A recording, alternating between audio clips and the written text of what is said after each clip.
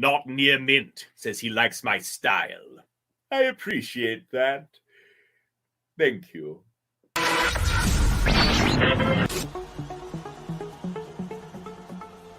Since the beginning of all comic books, creators have been mistreated. As for better pay, only to be told... No! Then, something happened that brought all media together. The internet brings comic fans around the world into one comic community.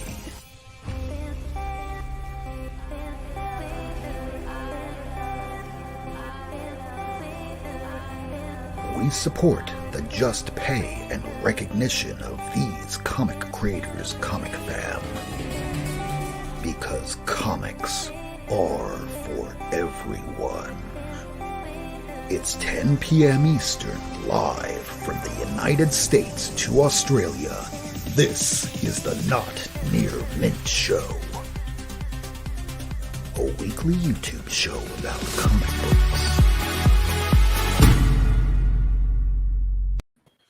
Welcome to Not Near Mint. It is episode 114. We have special guest tonight, Tim Daniel.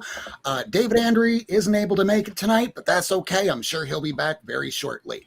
The name of the book, it's called End After End. It is out from Vault Comics very shortly. We would like to very much be honored to say thank you so much for creating our graphic, Mr. Tim Daniel. Oh, yeah. That was really cool. There we go. Up there at the beginning. Yeah, we love it. It's fantastic. I think it's my header now. My Twitter header. Yeah, we dig it. Well, I think it's all of ours now. I enjoyed it so much. I think we should just kind of continue to make some fun iterations year after year. Just kind of make it a tradition. Oh yeah. Oh, yeah. I am all about that. That's great. Oh, absolutely. And we have Whack Comics that, while he's not here at the moment, he wound up creating a little graphic of his own where he has himself kind of over and above and hunching. And we're going to include that in a graphic later on. Right on. I love it. Yeah, it was a really fun thing to do. And it was nice that, something that viewers might not know, that, David Andry, who's going to co-guest with me tonight, he's got a bit of a pet situation that he's been dealing with, and it's been pretty tough for him and his partner, but that kind of brought us together, and we ended up with that wonderful logo for this wonderful show that I'm happy to be back on. And how's the dog now? Isn't it? Yeah, Peeper's Fifi. 2 names. I think one's a nickname. It sounds as if there's been some complications post-surgery. And it's been a little tough, David and his partner. So I've asked him to update me after the show and give me some idea as to what's going on. And I know, David is an extremely empathetic, very compassionate human being, and I know how much all of his animals mean to him. So I'm hoping this is okay for him. I mean, it was great giving the money to try and get a logo, but more than anything, I was trying to hope to see that dog would kind of make it through. It's a heartbreaking thing whenever you wind up seeing somebody's animal in any kind of pain. I promise it seems like the one thing that never goes through our heads when we accept that and when we make that decision. You don't ever think about the it's all those wonderful happy times, and that is a very, very thing to do. Yeah, it's tough. Yeah. Now that we started the show on a high note. Oh, absolutely. All I can think of right now, and this will definitely date some of us here because Ace is the youngest of among us, but Casey Kasem, the one time when he lost his goddamn mind on the radio station because, all right, we're going to read the next bit of fan mail, and Casey, can you please play this song because my dog... I'm not going to play another song over somebody's dog. Oh my God. Casey's a psychopath. That's the least awesome. Go ahead, Tim. No, wasn't Casey Kasem was the voice of Shaggy, right? Like, Yeah. Yes. He should have been super mellow, like all the time. I think so. And dog lover, no less. Right. I mean, come on, dude, Shaggy. Right? I think he probably had quit smoking weed at that point. I can only assume, like, cause you had to smoke. He had to. Like, I'm not saying I have any inside knowledge, but he played friggin' Shaggy, man. Like, he had to smoke some weed. Like, come on, mellow back down. Yeah, whatever was going on that day, it doesn't merit you yelling at somebody on air when everyone can hear you, and then record it and play it back and play it back and play it back. Oh, damn! If only YouTube was around back in the 80s. Oh man. I think Casey's could have been a little shorter then. You know. That's a good point. His tenure might not have been there. Yes. So we got the dogs and Casey Kasem. How's Vault Comics doing? Vault is doing wonderful. It has been, you know, counting months. It's been 18, 19 months since, you know, everything kind of shook loose with the pandemic and changed a lot of things about the industry. And that was that March 18, 19 months ago was very interesting, very uncertain time for everyone. And, you know, as a 4-year-old publisher, it was a moment for us to kind of reassess what we were doing, how we were doing it, what we wanted to do, our goals as a company. And boy, thank God people read. You know, thank God people still value the escapism that comes in that 22 page floppy, because we've seen incredible growth. We've seen just across the board on every title, very, very healthy responses to all of our new #1 series, our new, you know, and that has really allowed us to grow and change. It's allowed us to push forth and introduce our young readers line, which is Wonderbound. And it's allowed us to, all right. Nice. Very nice. Grab Castle and Verse, the first 2 out the chute. Grab Unfinished Corner, also about to hit the shelves. I have that in the mail right now. I'm so excited. Excellent.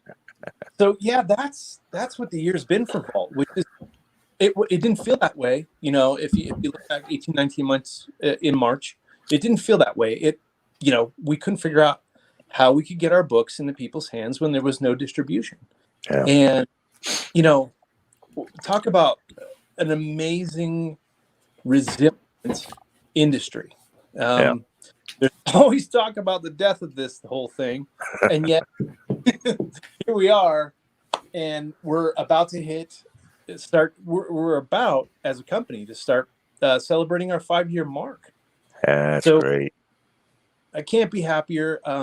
And I'm really, really, really thankful to all the readers and retailers that have supported Vault. Truly. You know, you said it, 4 years, and I didn't realize, but I found this just recently. That's pretty early for you guys, isn't it? Wow. Yes.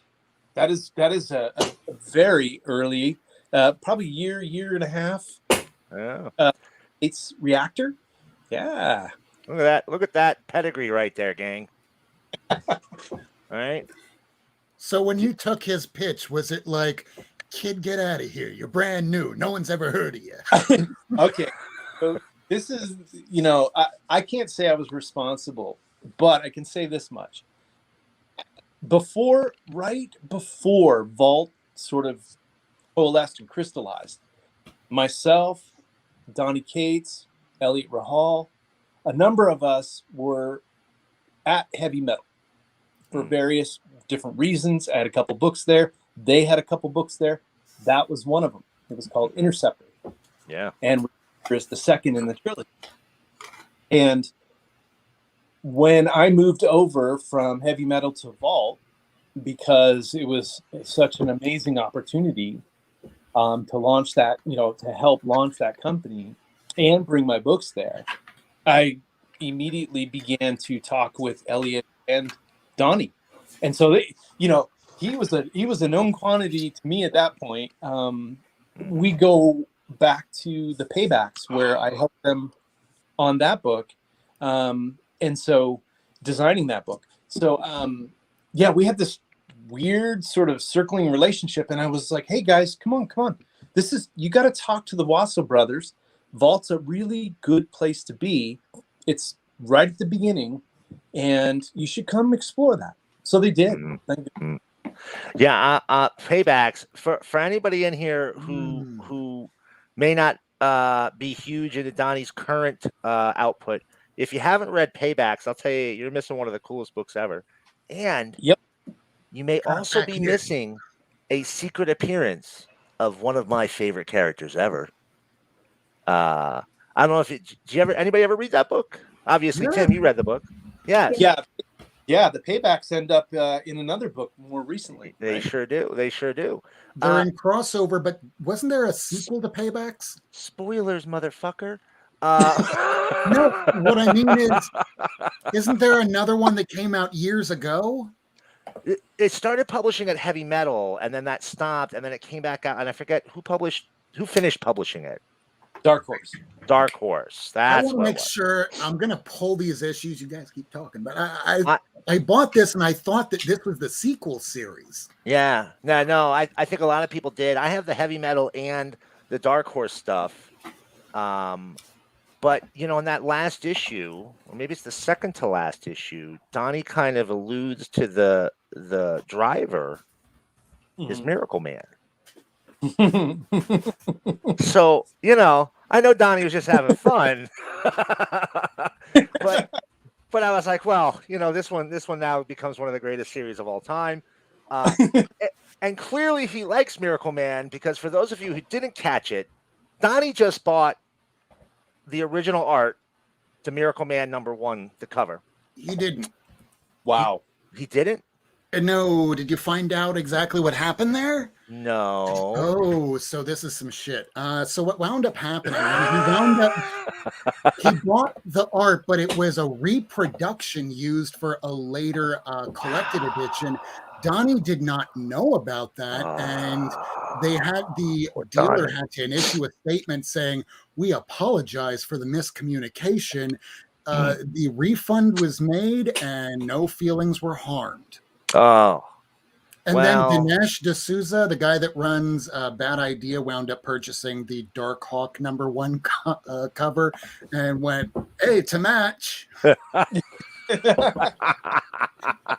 You're really playing to that gag that only 3 people are aware of. I won't lie. I love Donnie, but I was feeling a certain kind of way when I saw that picture from NYCC. I was way up in my feels about it. I know I could never buy it. I'd be like selling a liver. You don't need that. All you gotta do is have a nice, healthy run on Venom, and then you can buy Mr. Miracle from Donnie. Nothing. That's nothing. I'll knock that out. Donnie, I'm going to send you my number if you're watching. He can have his entire house. Real quick, is this the original or sequel series? It's not the sequel. It's finishing the original series. Yeah, so there's kind of a backstory involved to that, which was at the time Metal was attempting to move into monthlies, which they'd never done before. Right. And I was actually helping to begin that line of individual monthly comics.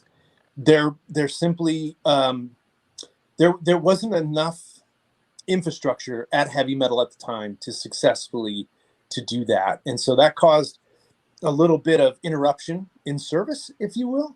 And so some of those books ended up finishing elsewhere, and some of those creators obviously as a result migrated over and joined us at Vault. So that included Heathen at Vault. So one of our first book basically was at the time I brought it to Heavy Metal. David Andry actually brought Heathen to my attention I was looking for an artist for a book that I was working on that never got done. And he presented Natasha Altarisi's Heathen to me. And I was like, wow, what is this? I need to see more of this. So talked to Natasha and started to prepare that for heavy metal. And so that ended up coming over to Vault and being our first published book and our most successful in the first year. Yeah, that's what you're showing right there. I need to find now. Yeah, this is the heavy metal stuff. Now I didn't find these initially. I found, you know, when it was a Dark Horse, because I don't know. My shop buys everything, and they weren't buying these. Anything superhero related, they bring into the building.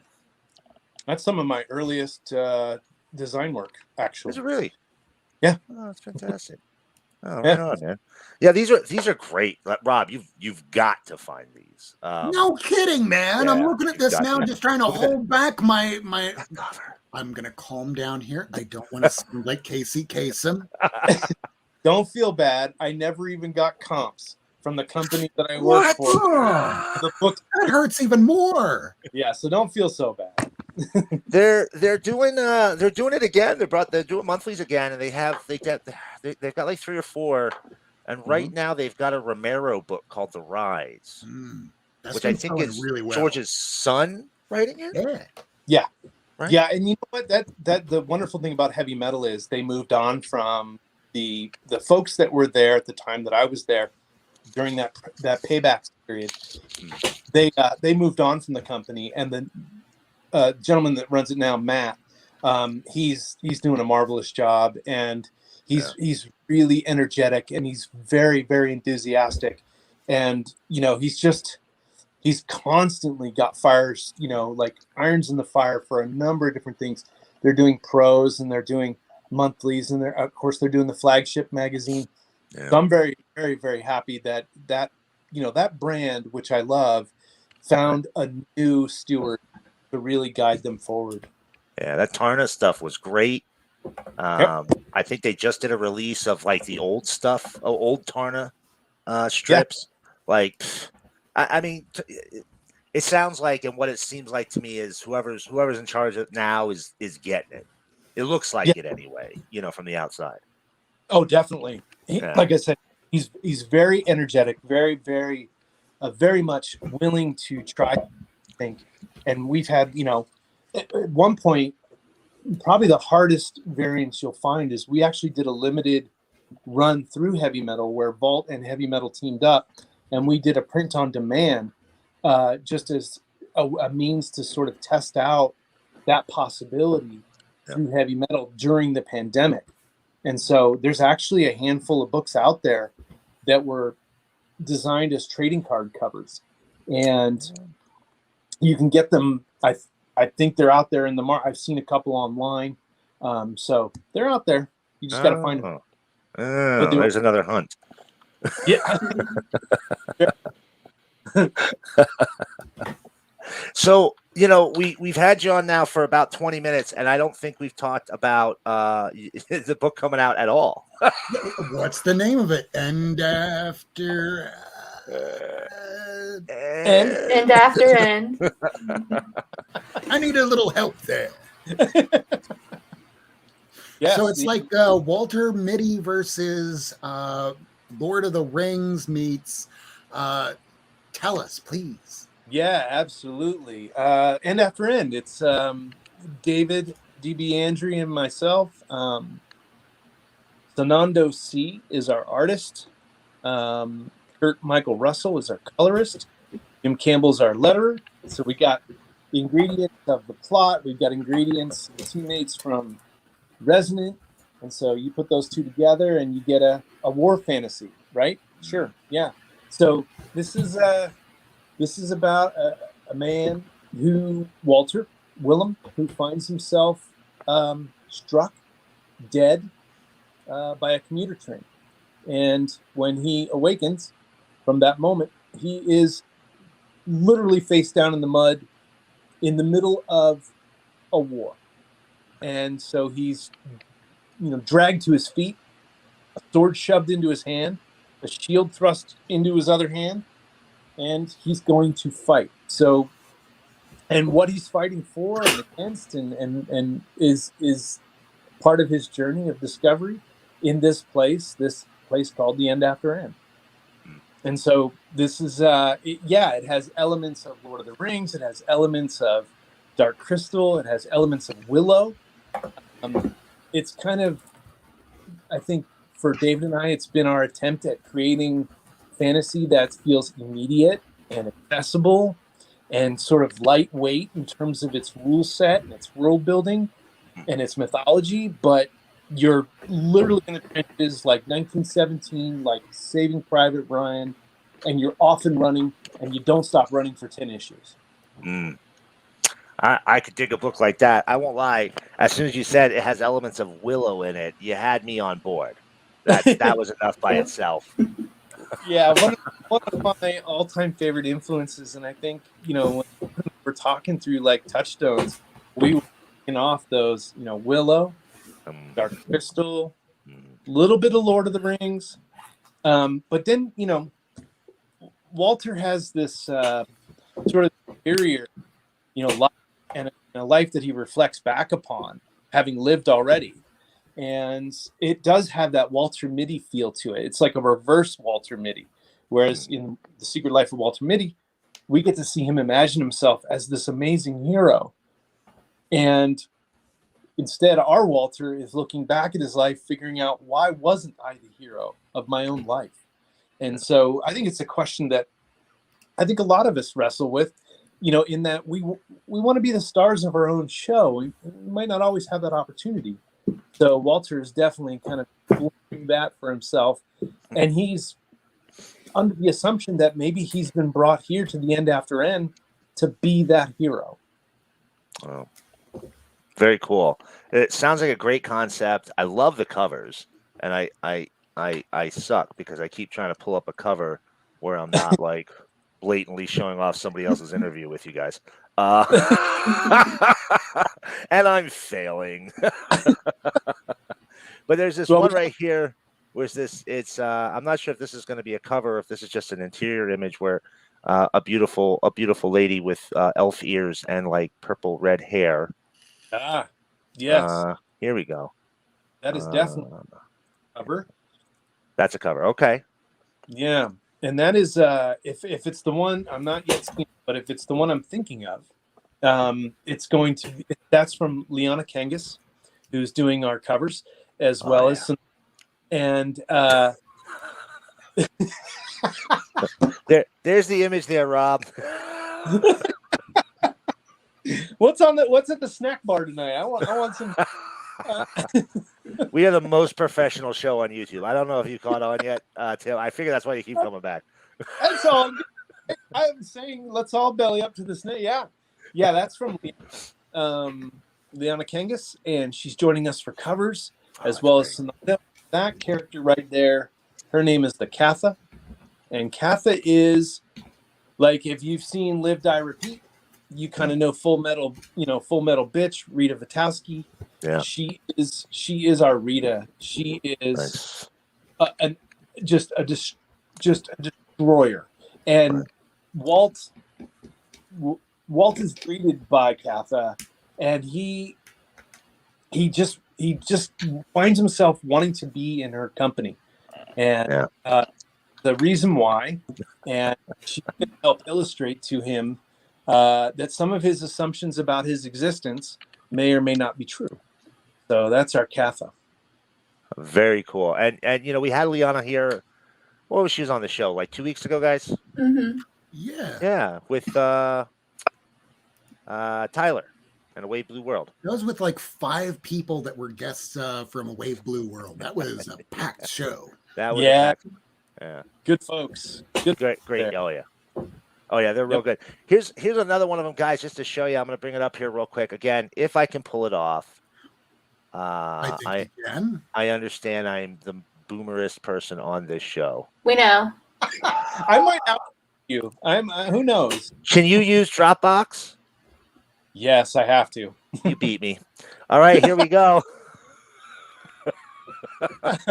Yeah, there's Walt. That's Walt. That covers by our interior artist and series artist, Sanando C. And Sanando is from Bangalore, and I discovered him through his work with Kurt Pyrus, and he's doing a couple of different comicsology series. And so Sanando is extremely talented, very much in the vein of, say, John Paul Leon. He's got a little bit of John Paul Leon in him. He's got a little bit of, touchstones would be like, he's got a little Alex Toth. He's got a little Josh Hickson. He's got a little bit of everything. And he can kind of switch it up a bit. As you can see from that cover art, he's multi-talented. Mm-hmm. Mm-hmm. So I have to ask, we talked a little bit about this last backstage. First, is there a vintage cover for End After End? Maybe. Okay. Yeah, there's going to be, there's going to be a number of different covers for it, and one of the things for sure that I've been pursuing is and I think Nathan Gooden will be joining us for that. It will be the Willow poster homage. So it'll be a vintage, but a little bit different. So we'll see. I have one idea that might get you all of Miracle Man's money. Okay. All you have to do is make that same type of Willow poster, but make it a 1 in a however many thousands of dollars that Miracle Man what the have in the bank. Hi. Hi. Thanks for joining us. This is Olivia, my daughter. She's just 9, and hi, Olivia. I told her to come down and say hi because she named the book we're talking about. Oh. Yeah, we're talking about the End After End. Yeah. Oh, that's cool. Good job. All right, say good evening, everybody. Good evening. All right. Good evening. So I'm I just pulled up and I was looking. It was there were very few books that I wasn't buying from Vault as they came out, but your December is packed full of awesome looking stuff. We got End After End. We have Rewrite Titans. Yes. Coming out. Yes. Go ahead. That's beautiful. Yeah. That's Trestine and Sebastian Perez or Perez. Just amazing stuff. Beautiful. His work, I think he's a guy who, will find himself doing a lot of Big Two work in the future, but glad to have him. Yeah. We got. I agree with you. We got Fox and Hare. The second issue's coming out. So first issue's coming out in November, right? Yeah, and it's like nothing we've done before. I felt like it was our first. This is just my interpretation of it when I'm looking at it, when I'm designing for the book, or I feel like with Stacy Lee and John Sway, I feel like they've kind of given us something that's like our swing at the Big Two. Like this is the first time I feel like, this is something you might put on a shelf and feel like, wow, this is a new generation of possibly a Marvel or a DC hero with a Vault sensibility plugged into it. Oh, that sounds righteous. We got Lunar Room coming out, second issue of that. Yes. Also very, very much feel like I've got a lot of Werewolf by Night up on my wall here and Tomb of Dracula, things of that nature on the wall. And Lunar Room, I think is scratching that itch for me. It's a modern take on those things. And Danny Lore is fantastic. They're writing the book, and Gio Esposito, I think, is a revelation. And DJ Chavez, who is doing the colors, is amazing. This is like the perfect storm of talents coming together. And again, it feels like a Big Two horror book with Vault sensibilities plugged into it. Oh, that's great. That's great. And I don't know if we said this, but in We Ride Titans, which we talked about here just a second ago, that is a kaiju book, guys. It is. Kaiju mech book. Yeah. Yeah. Oh, So in and case yet- you haven't, Just if shut you up and haven't take seen it my yet. money. right, right, right. It's a really nice companion to Giga. So Yeah. a really nice companion and contrast to it, actually. I'm looking forward to finishing Giga. Yeah, me too. Well, All of us, we're in the same boat together. has Radio Apocalypse come out yet? No. No. No. In fact, I was Okay. working a handful of covers today and getting those off. That goes to print next week, and Okay. that'll be within a couple of weeks after that. 3 weeks, I think, from print. Oh, good. Oh, good. Yep. I think I have that. I think that should be coming in to me. I remember that one got delayed a little bit, right?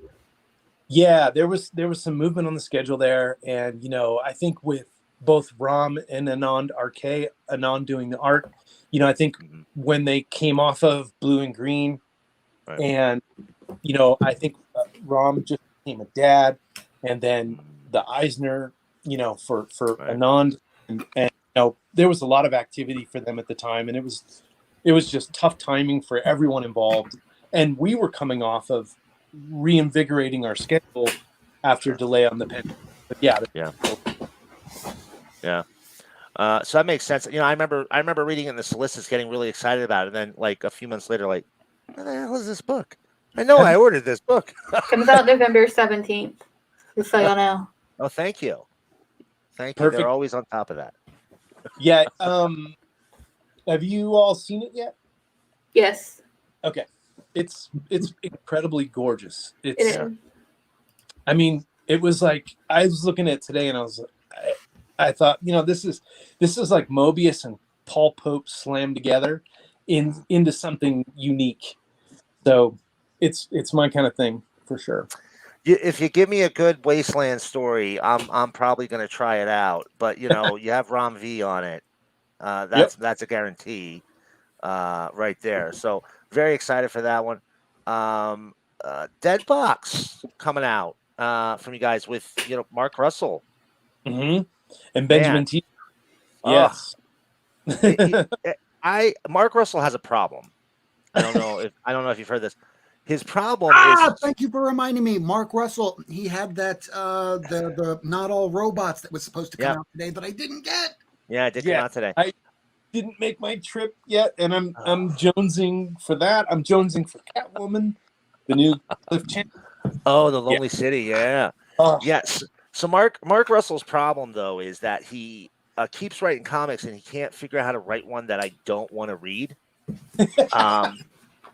And Dead Box is the one that's like I get it. I'm like, I have no idea what's going on, and I love every page of this book. That was one of the coolest pitches I think I've ever heard. The idea of this little kind of a red box, right? This red box that is dispensing these films that are influencing the town people of Wild Turkey. Yeah. I remember everything of every book, but yeah, that to me was one of the coolest pitches. I was like, oh, I don't get to field the pitches. I just get to kind of see things as they develop and work with the design. But I thought that was one of the coolest pitches I'd heard. It's very cool. Last book you'll ever read, another Fire book right now. Yes, and gorgeous. Already on the second print. Yeah, I mean, well, let's see. Dead Box is going back to print. The last book you've ever read is going back to print. That's again another wonderful, unexpected byproduct of this year is seeing like the increased readership has. We've come out of the gate with really strong number ones. Yeah. And their response in terms of sales and the growth of those number ones, but then seeing them go back to print again is, and some of them multiple times. I think we've gone back to print with last book 3 times already. Wow. So, yeah. And Wow. that trend seems to be holding pretty steady. So I feel really good. Radio Apocalypse, I feel really, really good about We Ride Titans. I think people are discovering vault books, and I think a lot of that has to do with Barbaric. I think Barbaric, my old co-writer, Mike Morisi, doing that with Nathan Gooden and introducing people to Vault in a different way, and people like, wow, Vault, doesn't matter what type of book we produce, but we're doing things that'll definitely, if you give them an opportunity, definitely keep and hold your interest. Yeah. And on top of that, you'll make sure, or maybe not personally, but you'll make sure that all the books arrive and they will be in pretty nice condition, unlike a certain company over here. Don't quit beating them up, man. It's a new thing. Give them some time. Give them some time. But to be fair, Vault books will come 9.8 most of the time. Actually, you said a good point. A lot of your materials are pretty good. Your cover materials, your paper materials, not low grade stuff. No, and we're definitely taking a look at like ensuring that standard is not only maintained but elevated. And how can we do that? And this is something we've wrestled with since the beginning.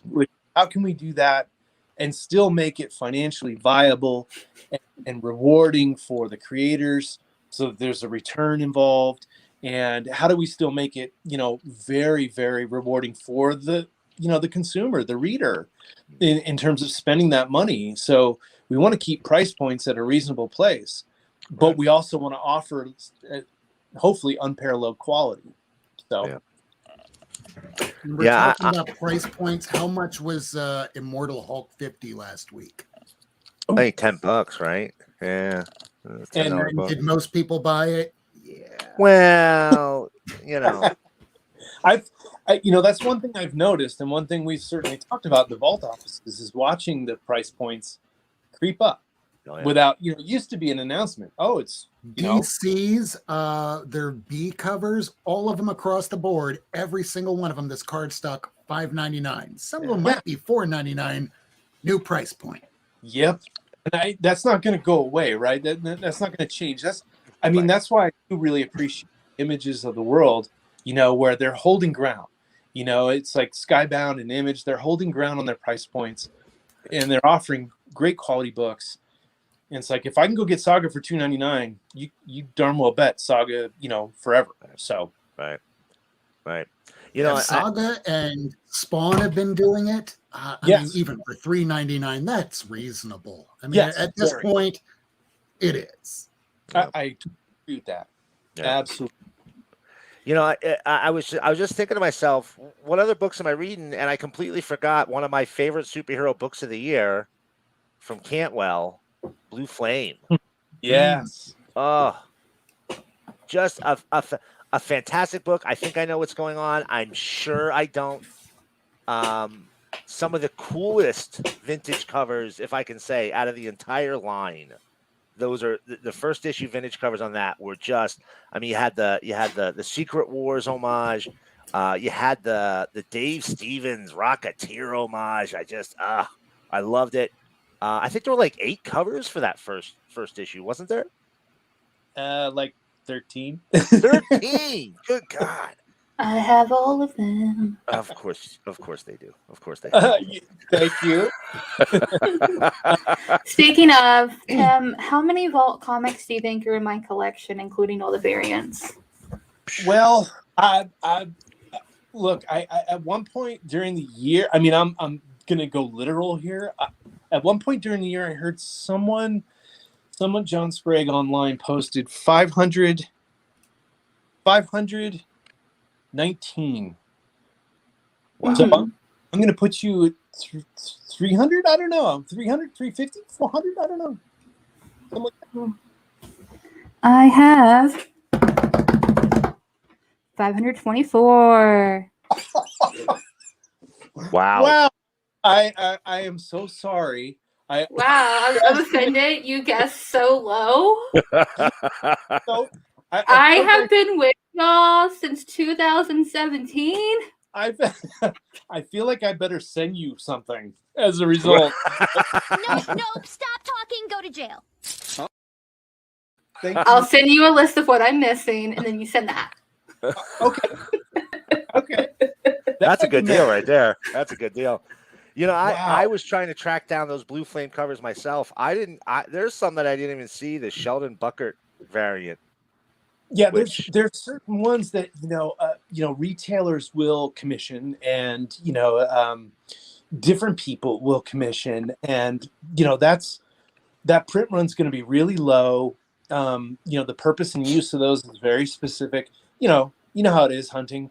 Oh, yeah. You come across those odd ones. Even I probably, and I try to at least collect 2 of everything for my daughters, so that someday maybe they'll care about that. If I'm moved along into the end after end, yeah. See, that's it. Look at that.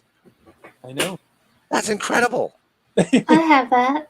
Oh, I I love just it. want Of talking course about you have that. speaking of that book, it's like, first of all, Christopher Campbell joining us for the first time, and that's been wonderful. He's a consummate professional, writer, showrunner for *Halt, Catch Fire*. He's currently working on the Paper Girls adaptation. That's how you get the job done. Just watching how he's worked, and then there's Adam Gorham, who for me Had him on. Yeah, I mean, I met Adam ECCC probably 12 years ago at least, and I went to his table. I just passed by it, and I begged him right then and there to work with me. And now to have him all these years later join us at Vault is it's really inspiring. So all those kinds of variants and all the stuff that came along with that book, he's driving it. And then you put Kurt Michael Russell's colors over the top of that, and it's perfect. It's gorgeous. You said Cantwell, and you're. I'll tell you what. I enjoy his tales. 40 years I've been reading Dr. comics. Doom. I have literally never cared about Iron Man for 40 years, and then Christopher starts doing a run, and I have read every single issue. It's the only book I buy digitally. It's a long story. But I've read every single issue. 2 weeks ago, less than 2 weeks ago, you told me I couldn't give a crap about Iron Man. Now, I love Iron Man. I told you it was because of Hellcat. It's literally only because of Hellcat. I think that's really a woman in a yellow cat suit. I mean, I won't lie. That does it for me. I get it. I think there is something to be said, though. I think we all had those runs where you find that creator with that particular book, especially with the big 2, where it's just alchemy. It's perfect. You're not going to do any better at the right time, at the right place, and it just hits right. And I'm always hunting. Always have been. Yeah, see, here's the thing, Rob. As soon as Christopher stops writing that book, I'm probably going to drop it. I have no interest. I mean, I love Alex Ross covers, but that's not enough to get me to buy a book by itself. I gotta want to read it. So, Dude, it was a Korvac storyline. How often do we get those, and a decent one at that? Right. Wow. Right. Yeah, it's good.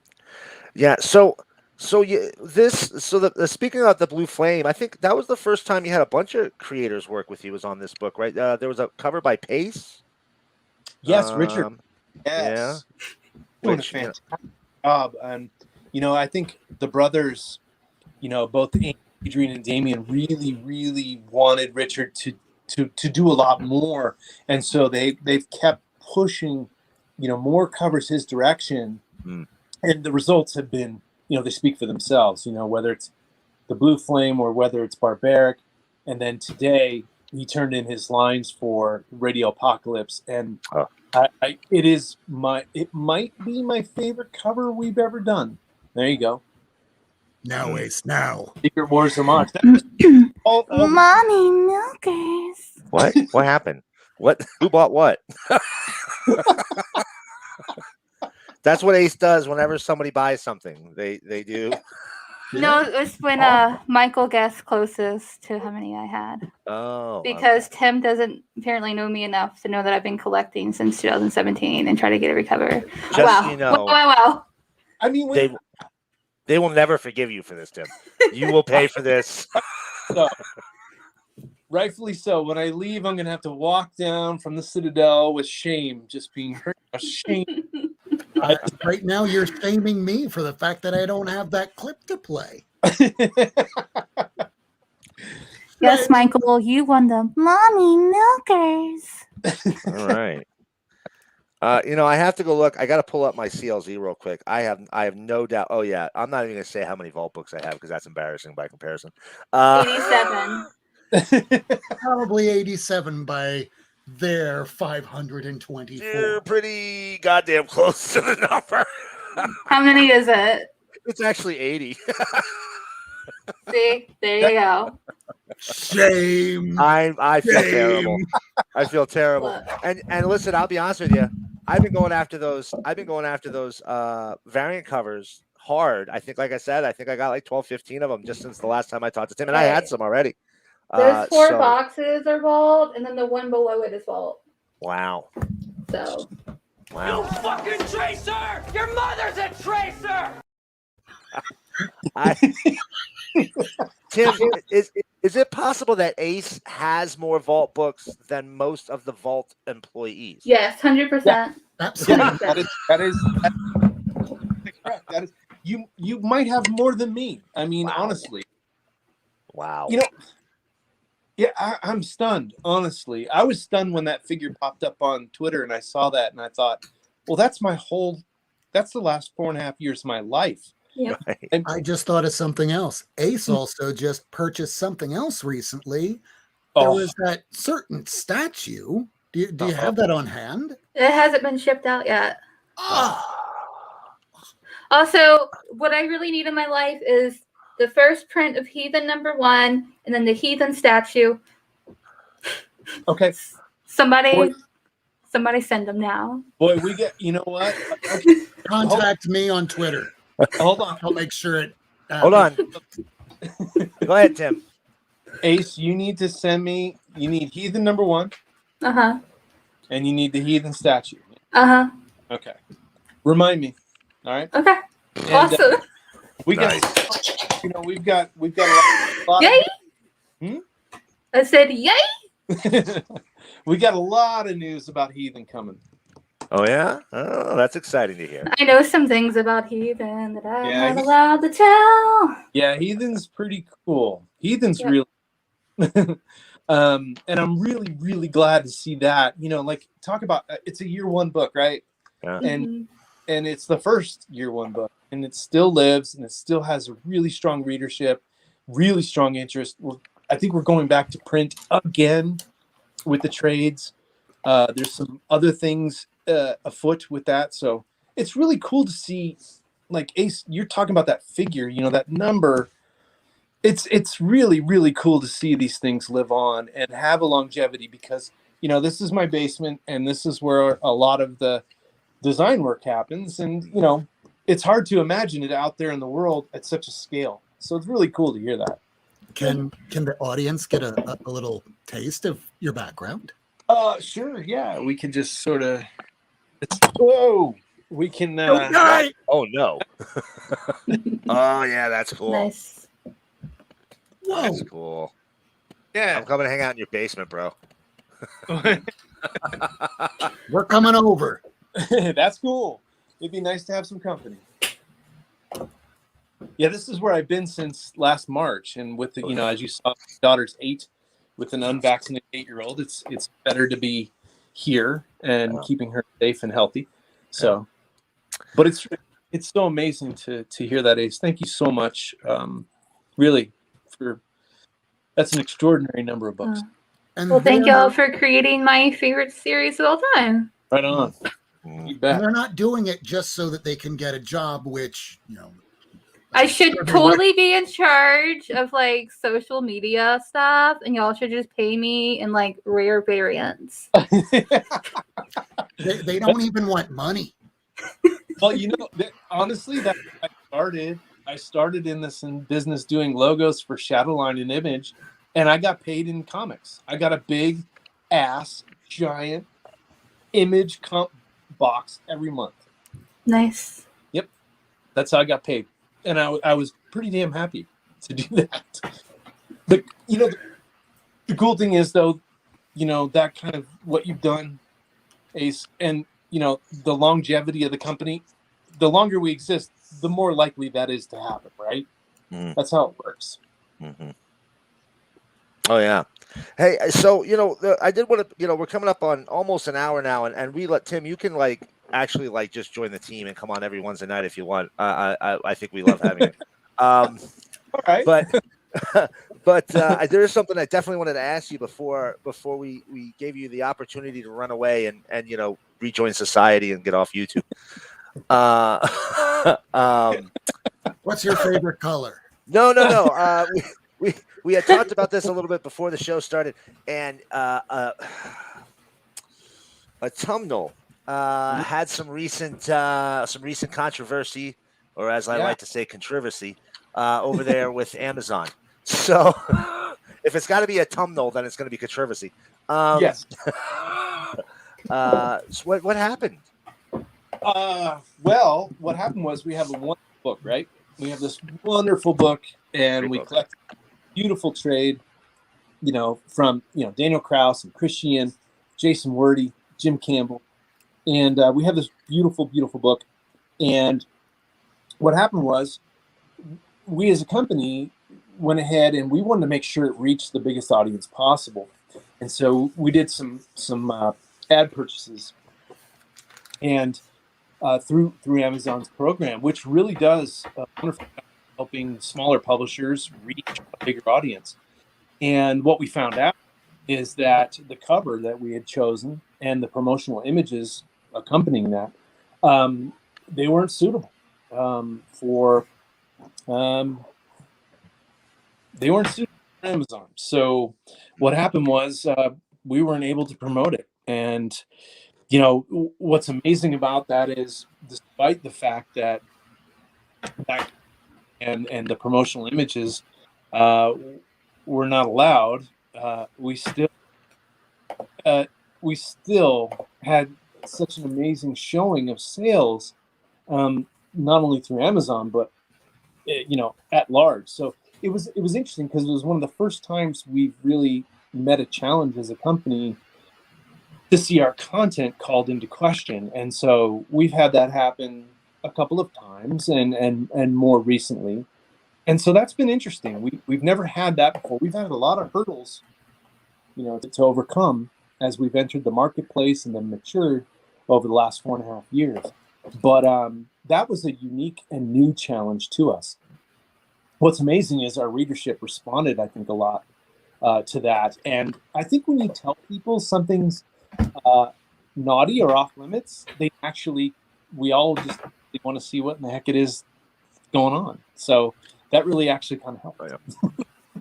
Yeah, I might get curious. What was that? Right. If it gets banned or even hinted at being banned, I might get curious.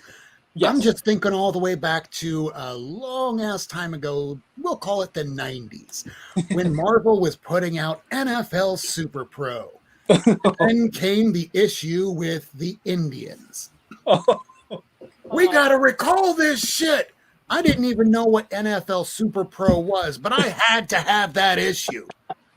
Yeah, I grew up there too, right? I grew up in the 80s and 90s, and as soon as Tipper Gore put that sticker on an album, you damn well bet I wanted to hear that album, right? Two Live Crew banned in Miami by Sheriff Nick Navarro. Yes, yep. Please. Yep, more of Luke Skywalker. Hell yeah. You know what Luke's doing now? He's a philanthropist here in Miami. That's so cool. He's a coach for kids basketball and football down here. He's great. You never would have thought where people would come from to where they're going. Yeah, no kidding. And you think about content. You think, there's so many people that want to gatekeep that content. As someone who is employed by a publisher, who's, myself, and make a living at it, I just feel like you provide things and you let people make their own choices. So be it. And if someone doesn't want to buy our books for any reason, that's their personal decision. I'm not going to fault them for it. I'd love for them to take a risk on a Vault book. But how many people have been hate reading Amazing Spider-Man or pick whatever title written by whoever the person is, and even there's that reason to pick it up. Yep. Just pick it up. Give it a try. Yeah, so that was there it is. It's beautiful, isn't it? And that's I love that. part of the challenge was part of the standards and practices they have is violence towards children, and that is a very provocative image painted by Christian, and I feel like it's the kind of image that is just skirting the line between what's too much and what's just enough. And it's a horror book, so we're not beating around the bush. We're not lying to anybody when we put that image on the cover. I'm not gonna lie. I'm not gonna sleep well tonight after seeing that. I think I might need to call my therapist and then all of a sudden file a lawsuit because I'm offended. Yeah, that was legit scary. Don't read it then. It is a wicked, wicked tale. Yeah, it is. I love it. It's great. It's outstanding. It is outstanding. If you like that, I would definitely recommend any of Daniel Krause's books. My Anytime favorite. he suggests something, I have to at least check it out. Oh, Bent Heavens. But it's my favorite book that he's written, and it is every bit as wicked as Tumble. Nice. Yeah. Oh, what are you bringing up on the screen there, Miracle Man? Nothing. Get your mug out the way. I'm sorry. What do you think this is? Game of Thrones here? Right. It was like Hold it was on. going to be a coffee. It was going to be my coffee. So, excuse me.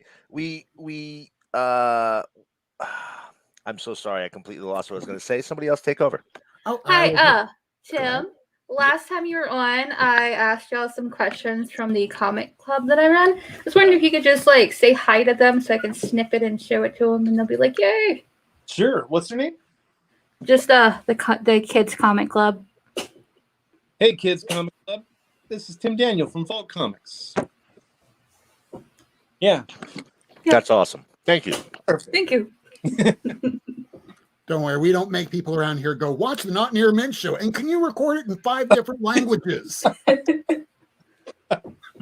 I'm locked in my basement all day long. If I don't get any of this, it's not my fault. I'm making comics. And we thank you so much for it. Oh, yeah. So Oh, yeah, give you the last word.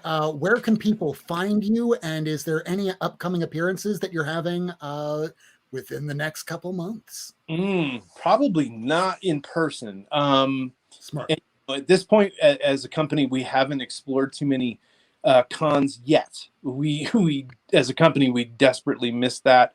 It's always been probably the biggest source of feedback and engagement for us. So we definitely miss our readers and seeing them in person. But you can find me every single day on Twitter and Facebook and Instagram at Tim Daniel Comics. And I'm available. I'll answer any questions. I'll talk to anyone. I engage anybody that wants to talk about Vault or comics. And really, I'm hoping that we'll return to shows as a company sometime early next year. Well, we're going to look forward to that. We're going to look forward to hopefully this pandemic being over. Yeah. And hopefully by that point, people will continue to read comics, because even though you're not sequestered to your house, when you surround yourself by lovely, pretty 4-color goodie, why would you want to go anywhere else? So, Tim, thank you so much for coming on the show. We're about to show some comics. You're welcome to stick around. We don't force anyone to. I'm forcing you to stick around. Fuck what Rob says. Ace is forcing you to stick around. All right, let's see what I missed this week. Sure, I'll stick around. All right.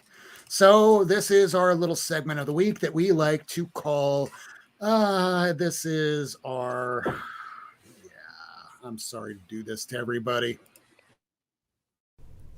So what exactly is the problem? Tell Dr. Worst. It's Swole Black Cat. I see her in my dreams. It is okay. Swole Black Cat cannot hurt you. Well, what if I want her to hurt me? What? What? That's still amazing. How have we not got kicked off YouTube? I'd kick us off. Because I'm an angel and YouTube would never want to get rid of us for that reason. Hashtag Fair. So, who's picked up some comics this week? Whack, did you hit the shop? Yeah, I got some stuff. If you want me to go first, I can go first. Hell All right, yeah. let's play his little banner. I got Batman. If anyone wants to talk about Batman. Hello, do you like comic books? But I just wanted to show you my comic book collection. This is some of my. Can I eat your ass? Hey? Can I eat your ass? Like, can I put my tongue in your butthole If you subscribe to Whack Comics, you can. on YouTube? Yeah.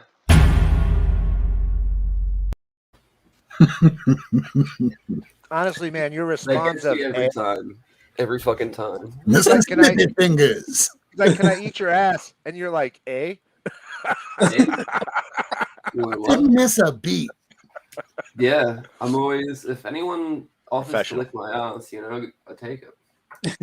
Take You it. and me both. Especially if they're a subscriber. Mhm. I got some trades. Someone I at got, your door. I got Noctera, Nice. fucking volume 1. This is the first 6 issues. I've only read the first issue of this, so I'm keen to get into more. Inferior 5 trade. I've been waiting for this fucking trade for what feels like forever now. I remember this got cancelled. It was Yep. supposed to be longer than it was. Do they finish the story in this? No idea. I haven't finished reading it. I haven't even started reading it. But, Let me know. I will. One of the main reasons I got it, it's got backup stories from my boy Jeff Lemire on Peacemaker doing art and story. I love Jeff Lemire. I don't know if I've ever said that on this channel before, but You might have. Maybe once. Actually, Maybe no, I once. don't remember it. Berserker issue 5. The story's getting worse as it goes. I've been Right. watching interviews with Keanu talking about it, and he just doesn't fucking care about it at all, which makes me not care about it at all. That sucks. Yeah, it's really weird. I used to think Keanu was like a really cool person until I started watching interviews with him about this comic book. He's a fuckhead. Wow. Yeah, dude, haven't you ever seen an interview with Harrison Ford? Okay, if you haven't, definitely check out anytime he's questioned about Star Wars. What's Because Star he'll- Wars? Exactly. That's pretty much what he's going to respond. He'll get a question like, so when Han Solo winds up, when this one character winds up becoming a Force ghost, it's like, kid, I don't know what the hell a Force ghost is. Harrison Ford responds to Star Wars fans literally like the opposite of Mark Hamill's response. Yeah. Like Mark's like, "Oh, you want me to pretend to be Luke Skywalker for 3 weeks for your kid? You got it." And he's like jumping around and wearing robes and shit. Harrison Ford, you come up, you're like, "Who shot first, you or Greedo?" And Harrison Ford punches you in the face. I mean, there's not even a... Kid, what the fuck is a Guido? He doesn't even remember himself. Yeah. All right. What else you got, Wack? Sorry, Whack. I'm going to tell you the quick story with this. One of the reasons why it really made me. Well, he had a meeting with Boom Studios. This is his idea for the story. Okay, this is everything he had. He had an idea of a character going berserker on a battlefield, and that is it. He pitched it to Boom Studios. Boom Studios asked him if he ever thought about making a comic book. He said no, so they made it a comic book. Awesome. Yep. Fucking Keanu, eh? Firepower. Also Nice. got Firepower. I haven't read that one yet, but I've been enjoying Firepower. I reckon it's okay. Crossover issue 8. Oh, yeah. I'm really enjoying Crossover. I'm glad it's back. I reckon this was a really fun way to get back to it. Just want to show you the first page. It's like previously on crossover, and then Yeah. it shows everything. It's like all Every 7 panel. issues. Yeah, well, every page, page. every page from all the 7 issues before. I reckon that was That's a great way to do it. hilarious. That's a great way to do it. Yeah, With that weird Zdarsky segue in the middle there. Yeah. I also got Wonder Woman special. I haven't read it yet, but I'm keen to read it. I reckon they did Wonder Woman pretty dirty on all these covers. I actually have a good store variant coming for that issue. I'll have the show next week. Oh, cool. But yeah, I think they did everyone else like really good covers for the 80th anniversary, and they didn't do that great for old Wonder Woman, I reckon. Yeah, I don't even think there's an Adam Hughes cover.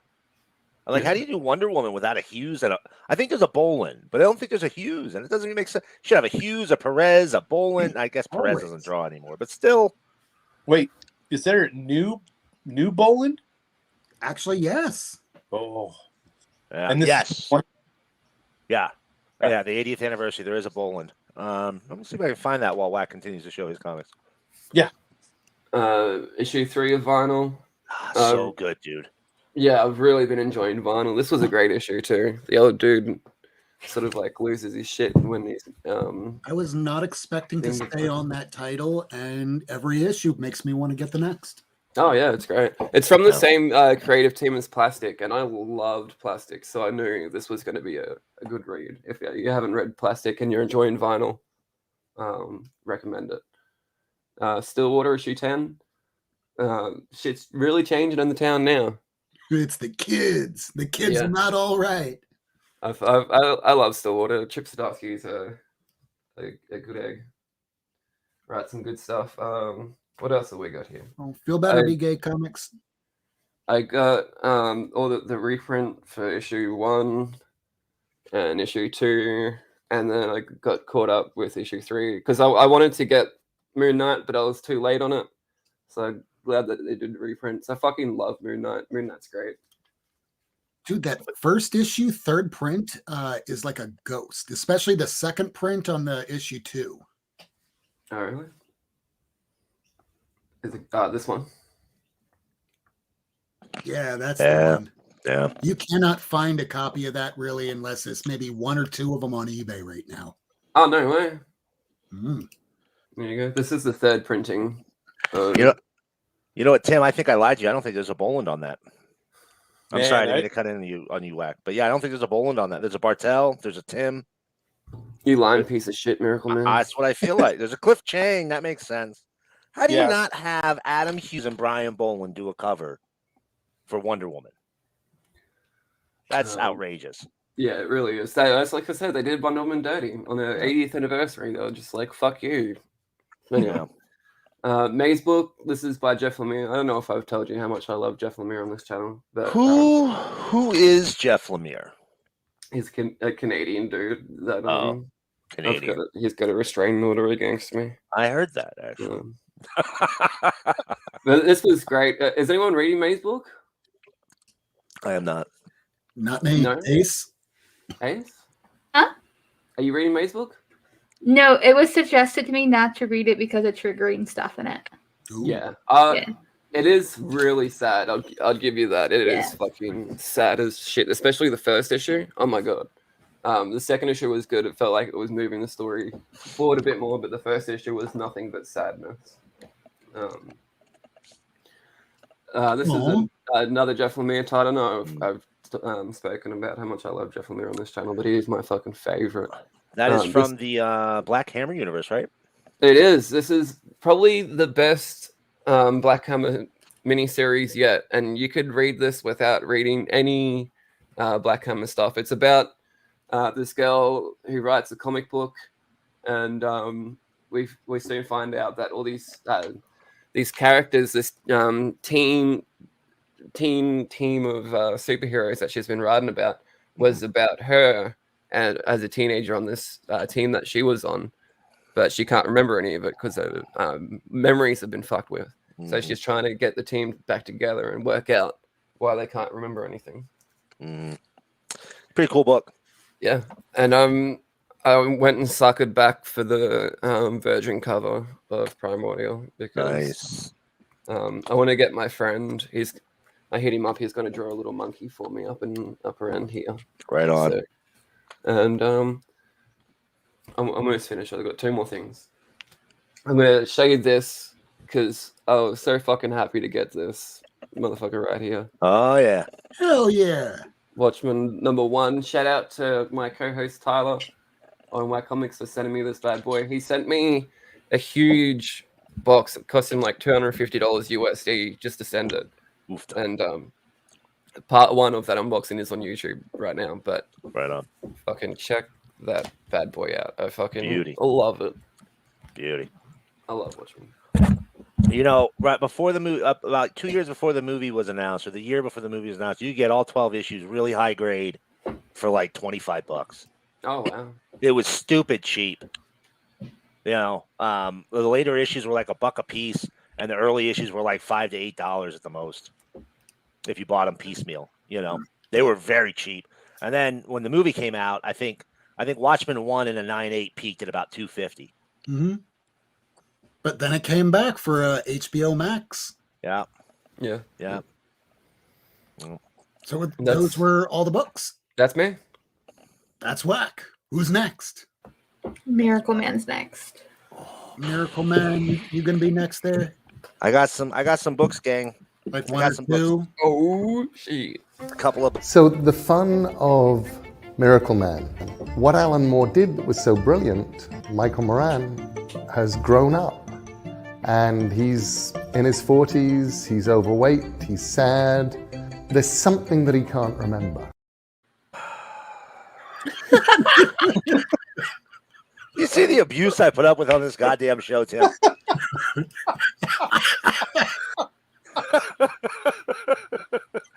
It fucking sucks being the old guy. Anyway. Now let's see if you can defend yourself, you sweat from a baboon's balls. That's right, Rob. I know that it's hard for people because you can't really see Miracle Man, but just picture older and fatter than you're already picturing. Okay? Fucking Christ, man. You were literally too stupid to insult. Oh, god damn.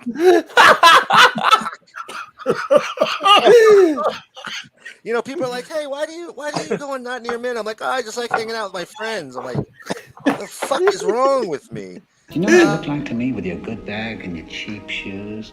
You look like a rube. Fuck, man. God damn. Okay, cease fire. Jesus Christ. Right. You're good. Go ahead. So I had to catch up. Last week I only bought like 3 books. I don't know if you remember. So I had to catch up. I have a little stack. I have a little stack there. So there's a good amount of new books. Here we're going to go with Batman 89, #3. What's up, Batman? He's a guy with bats. He flies with bats. Did they come out his butt? Nobody comes on Batman, not even Catwoman. Here we have Blue and Gold, #3. So Batman 89, there's your first appearance of Harvey Dent as Two-Face. Yay. Blue and Gold, #3. Is it old mate? What's his name? Yeah. Lando Calrissian. Yeah. Then you got Superman Authority #4, final issue. This is going to be continuing. This story is going to be continuing in action. Yeah, there's no conclusion to that. Right. There's not a conclusion. Yeah, I was like, it got to the 3rd issue. I was like, how are they going to finish this in the 4th issue? I'm like, They're not. They're not. It's going to be like this. Okay, would you like to play a game of chess? Okay, we're midway through the game. I'm just going to leave now. Right. Yeah, that's essentially how it goes. It's like Justice League. Snyder's Justice League. You know, it went 50 issues and they were like, here's a new story with Justice League. God damn it. That was so annoying. Tim, did you ever read that? No. Oh, listen, I love Scott Snyder. I love DC. I love the Justice League. Man, that made me mad. We're at issue 50. You can read the conclusion in a mini-series. That comes out next year. Oh, it's so mad. It's so mad. Here's Gamma Flight #5 from Ewing. That's the last issue, unless, you know, you write to him and like, oh, man, I love Gamma Flight. Give me more Gamma Flight. Hey, Miracle Man, isn't that why we should read Vault comics? There's many reasons you should read Vault Comics. First of all, it is the queerest goddamn publisher on the stands today. It is so queer. It makes me feel not that queer. It's really weird. Actually, where's my? You know what? Let's skip to the Vault stuff, huh, gang? What do you say?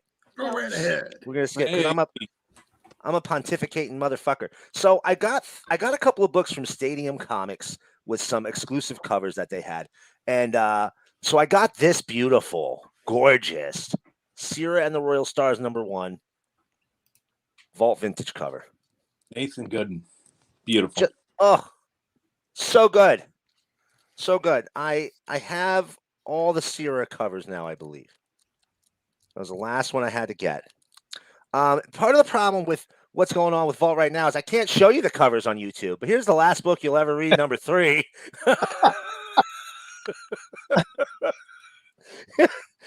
We got kicked off once. Only once. Only once. And there was another one here. See, this is the problem when you have too many comic books. A problem every person should have: too many comics in their life. How many comics are too many, Rob? 7. You failed. There's no such thing. There's no such thing as too many. There's no answer. But if we're That's a trick question. But here we go. We got a couple other Stadium Comics exclusives. I'll show you real quick. That is one of the pop art exclusive covers for Stadium. Not Stadium. Yeah, Stadium. For Stadium Comics. It is Archie Halloween Spectacular 2001. 2021. 20 years later. Jesus. I've forgotten something. I'm old and I'm fat. Remember? There's my Inferno. Didn't get that at first. There's my Inferno. I think that's Mark Brooks doing the art on the cover there, right? You are correct, sir. This is a gorgeous wraparound. Mark Brooks is just amazing. There's Thor #17. I missed this when it came out. By the Horns #6. If you guys aren't getting By the Horns, you're missing out. That's one of the best fantasy books. Damn, that's on 6 already? Yeah. Here's Gods of Brutality #2 from Black Caravan. Here we have Out from Awa. That was a badass story. That's really good. Seriously, get that book. If you guys haven't got that book, Nazis, monsters, POWs, like Allied POW camp. It's pretty cool. Star Trek Mirror War. Star Trek Mirror War. We had the writer of this book on like a couple months back, didn't we, Ace? Yep. This was... Listen, if you've ever been a Star Trek fan, you know about the Mirror Universe. And if you're not a Star Trek fan, you know about it. Because it's every time an evil version of a character shows up, they're wearing a goatee. That's because of the Star Trek Mirror Universe. Yeah, Spock and the goatee. Yeah. Another Stadium Comics book cover here. This is that Chilling Adventures of Sabrina. Might have some more covers coming for that. What issue is that? Issue 9 that came out last week? Yeah. That's a Stadium Comics exclusive. Oh, I love it. Francavilla cover. That's nice, right? Yeah, he's wonderful. He did a cover for Deadbox for you guys, didn't he? No. Okay, I thought he did. No, we haven't had him yet, though we've talked to him many times. We will continue. Please get him, because I will buy every single. I mean, obviously, I'm already buying all your badass covers anyway, but I will buy any cover by Francavilla. The key word is yet. Yes. I really wanted him for the plot. I mean, to be selfish, for our own book, both. I really wanted him for the plot. He was, horror. He's perfect for it. He's incredible. Right. I'm on a bit of an Archie kick right now, guys. I got another Sabrina book. Here's Sabrina the Teenage Witch. That's the Adam Hughes cover.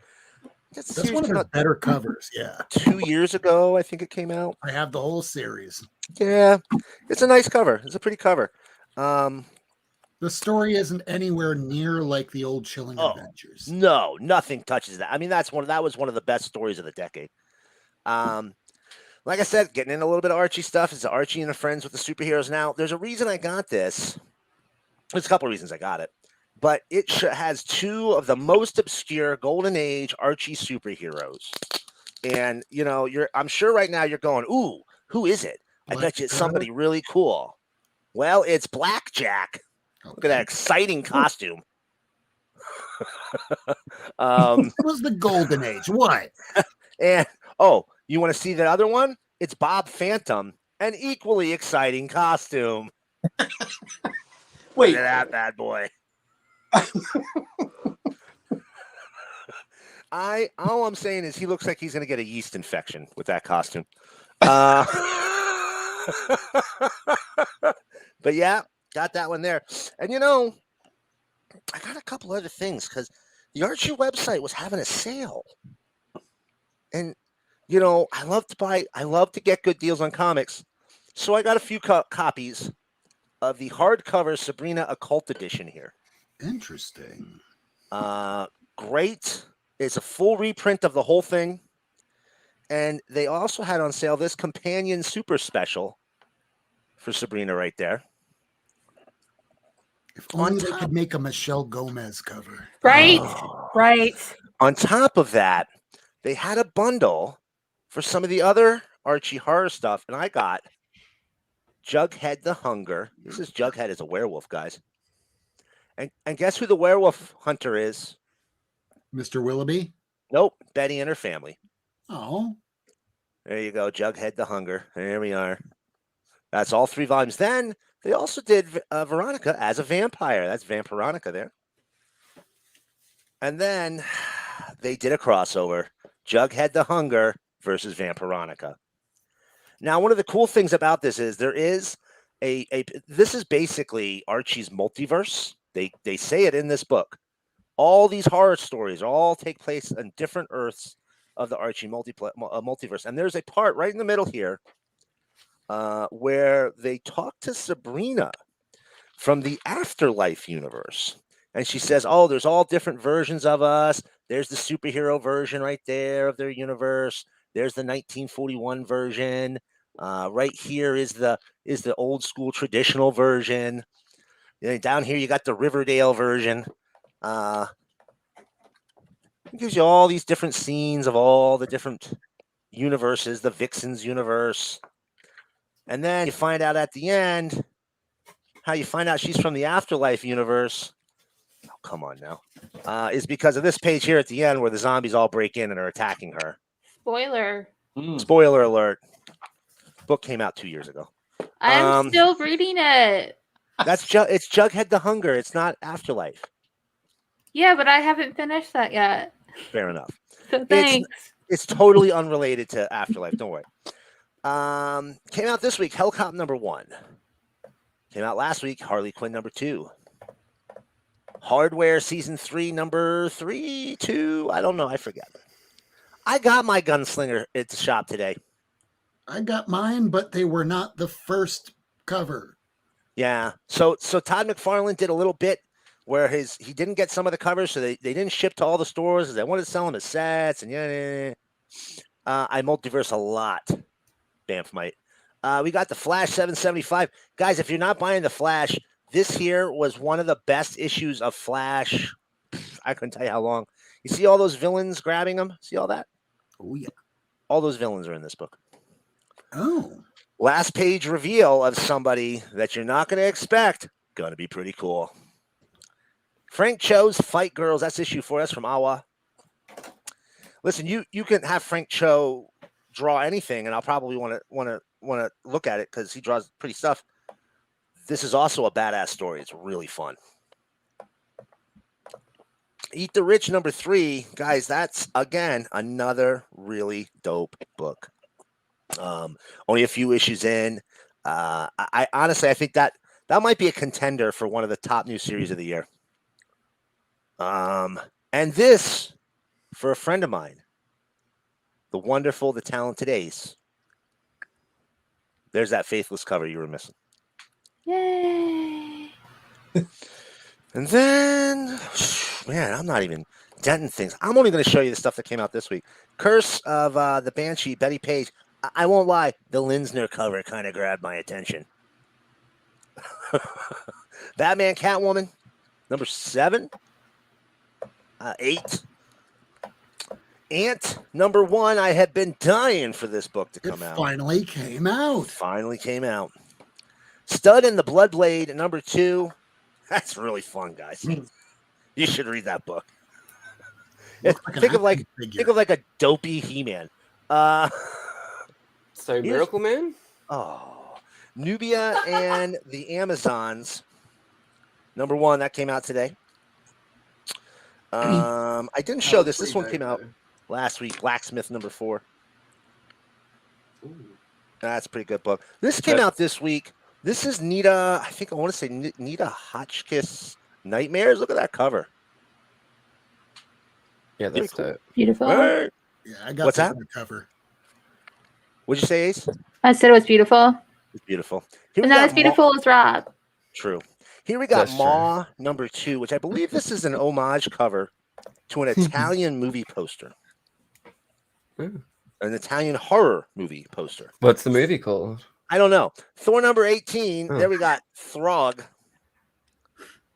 Icon and Rocket number 3. Still plugging away.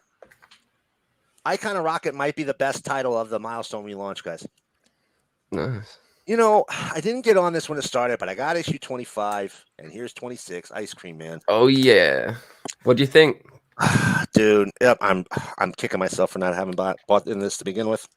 Oh, dude, I love Ice Cream Man. It's one of my favorite issues. We're gonna do a whack hack with that one as well because we're gonna buy a couple of copies. Because I don't know if you noticed, but it's like one continuous thing. So if you lay out you buy a couple of copies and lay out all the pages, it's like you can just make like a huge poster of it all. Oh yeah, yeah. We might. I might join you on that episode. I got so many new books. I'm not even done with the new books here, and I got a bunch of old stuff. Here we got Suicide Squad King Shark number 2, and I accidentally bought both covers. I'm not upset about it. Suicide Squad number 8. The B cover was really good. There's Match. That's a pretty good cover. That's a pretty good cover. We haven't seen Match in a really long time. Really long time. Like Jeff Johns' Teen Titans long. Now, how would you guys like to see some back issues? Sure. Absolutely. No. You're going to look at these and you're going to go, these are some weird ass books, Miracle Man. And you're going to be right. I got some weird ass books this week. Here we got from Charlton, Scary Tales number 17. I just love these covers. I decided I'm gonna do the Scary Tales and the Midnight Tales. I'm just gonna get them all from Charlton. Another book from Charlton here. There's not that many. There's like 50 issues of Scary Tales. Midnight Tales is like 10. Here we have E-Man. There's issue 3. 4. Nicola Cudi wrote the first. I think wrote all first of the first 10 issues. Here's issue 5. And Joe Staten did the art. Here's issue 6. So E-Man is creator-owned superhero, issue 7. He was not sold to DC, issue number 8. Staten and Cudi retained ownership, and I think Staten owns it now. And there's issue 10. That's the final issue of the original Charlton run. They recently did a book called Charlton Arrow, which was like a relaunch, and it was all the characters from Charlton that weren't owned by DC. Unfortunately, they got like I want to say 8, 9, maybe 10 issues out, and then they folded in 2018. It's a real shame. It was nice to see. And you had Joe Staten was working on it. You had Paul Kupperberg doing work on the original Charlton creators. So it was really dope. DC Worlds presents Iron Wolf. This is a Howard Chaykin. You can see his name there. It's a Howard Chaykin series or story. He created these characters. It's kind of like, if I remember right, it's in the future, but like we've evolved or devolved to like the past. So we have castles and swords and monsters and shit. There's issue 9 there, second part of the story. Jesus. Here we got a Gold Key book. This is Mars Total War. Look at this cover. Yeah, pretty. And let me tell you guys, if you've never bought a Gold Key book, Tim, have you ever bought a Gold Key book before? No, I have not. However, seen obviously, but no, I have not. Yeah. So I'm going to tell you right now, I'm going to be 100% honest. The best part of every Gold Key book is the cover. Yeah. Yeah. All downhill from there.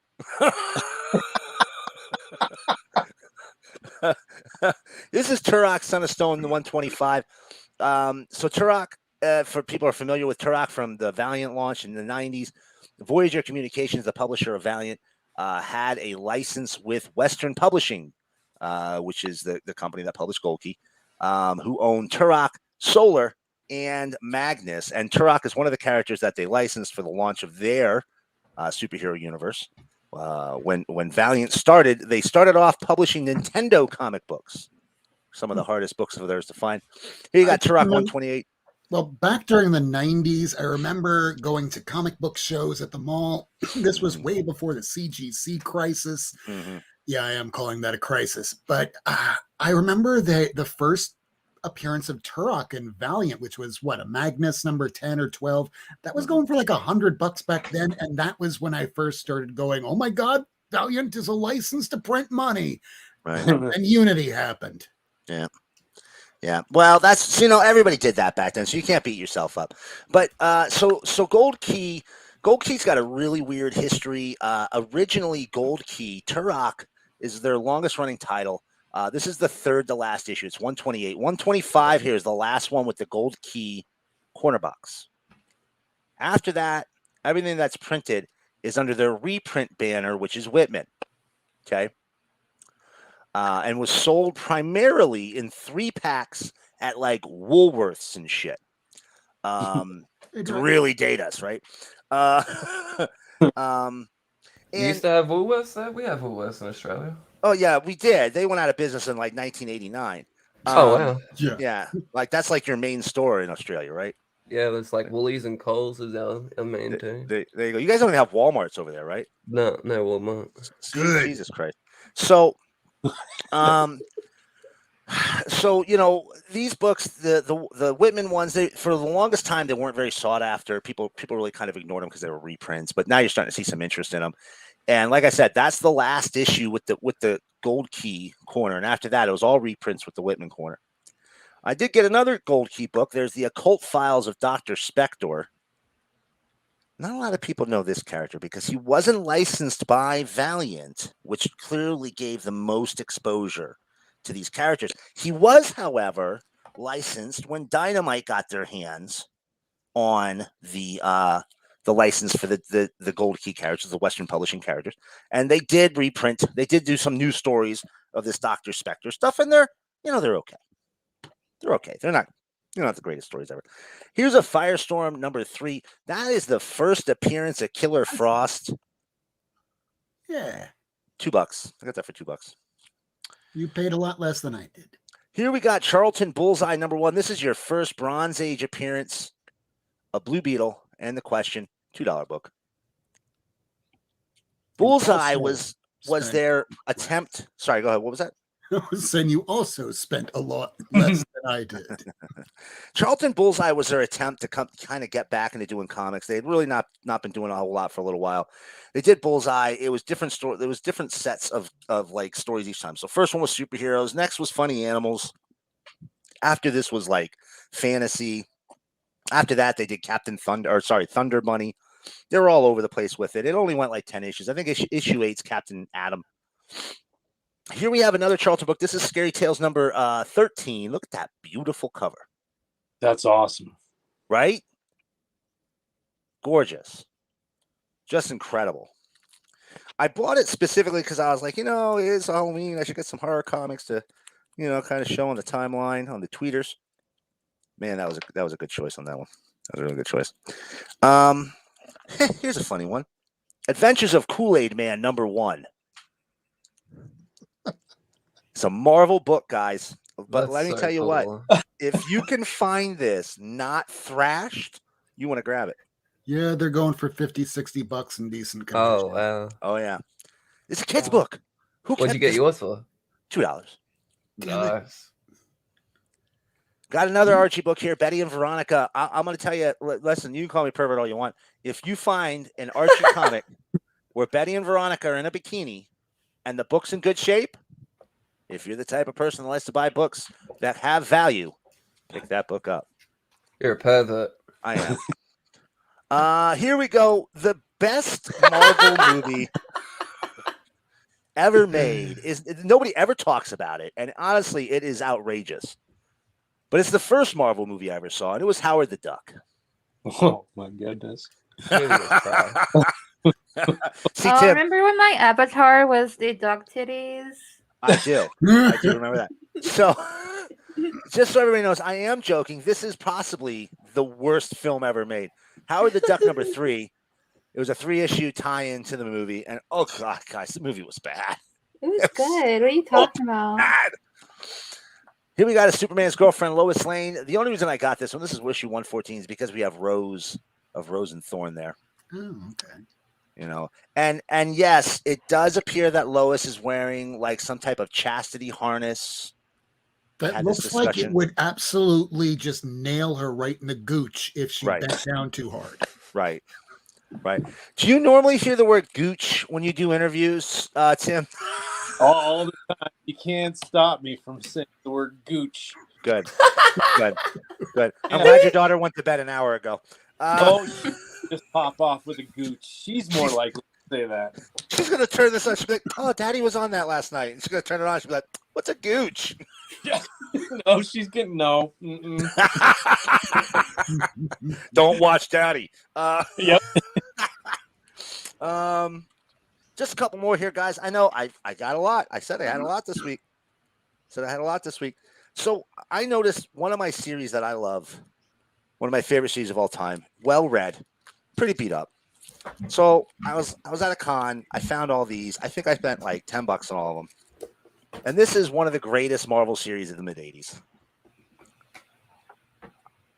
And I got almost the entire series replaced. Squadron Supreme.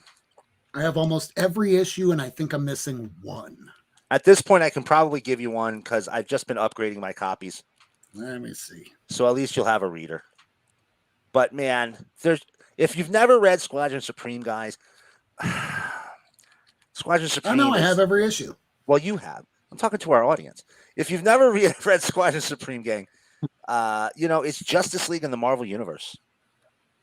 In a Marvel universe. It's not in the Marvel universe. It's its own universe.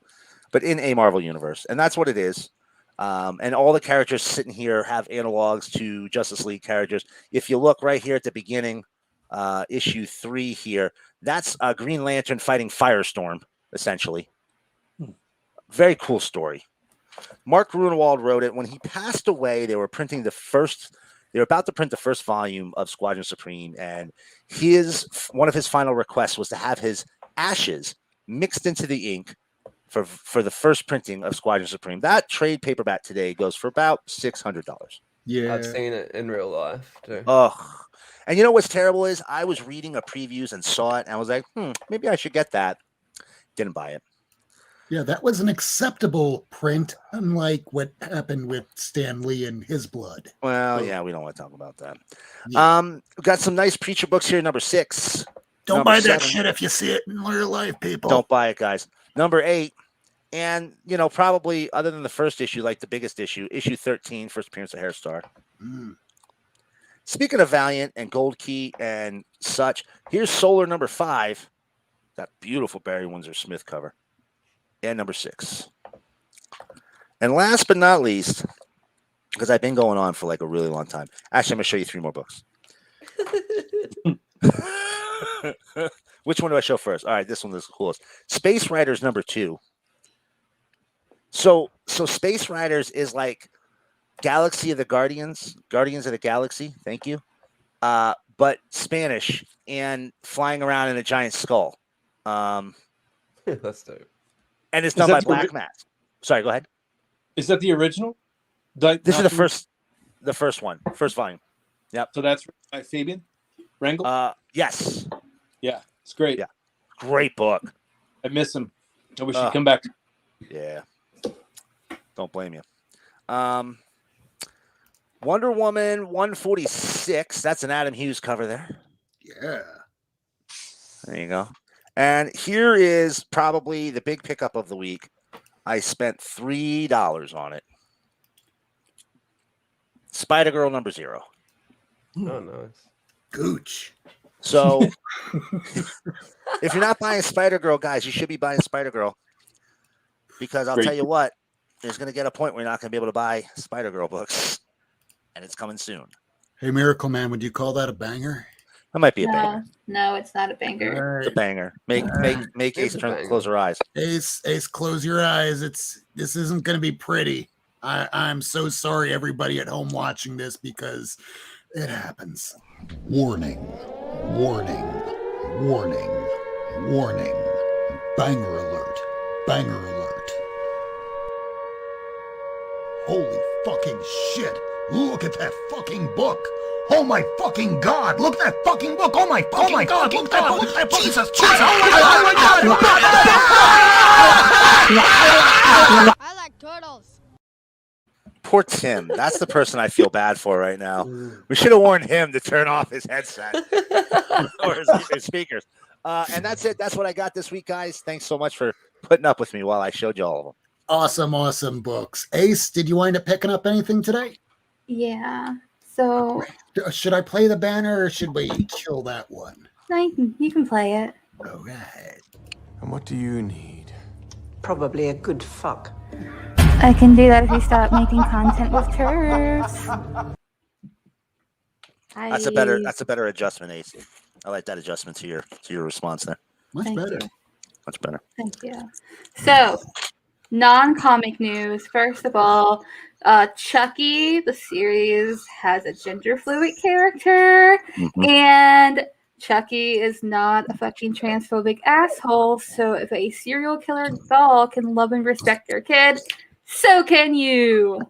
Really funny. The line I think is, my child is gender fluid, and the kid goes, and you're okay with that? And Chucky goes, I'm not a goddamn monster. Yeah. Nice. And just a reminder, isn't that show on competing the same time we are? Yes. Like right now. Just like Resident Alien, which was amazing. I got to start watching Chucky. Back to you, Ace. So, as y'all know, I did a little comic club, and one of the parents complained that we don't read enough, like, cisgender white men. And so I was just like, all right, so you're reading Woody Guthrie. And if you don't know, he's an old school communist. Yeah. And he used to hate Trump Sr. and wrote like shitty songs about him. Yeah. Like, kind of rent from him? Huh? Didn't he rent from Father Drumpf? Yeah, for like a little bit. And then he was just like, fuck you. And then bashed him in a bunch of songs, and it was beautiful. So that's the mandatory old white man we're reading. Then we're going through these good night stories for Rebel Girls. And then we're like picking a person and like writing little mini autobiographies. And we're on Joan Jett right now. So that's exciting. Also, thanks from my buddy Lois on Twitter for that. And then for When the Stars Are Scattered, which is really good. Pick that up. And then something I had to buy again because people kept rereading it. And I'm not just saying that because Tim's here. This is like one of the most beloved things in our little group. And the first copy got like super beat up because everybody wanted to reread it. So. Good stuff on Big. I missed the show, by the way. Yeah. Then we got Rassle Castle. This is also beloved.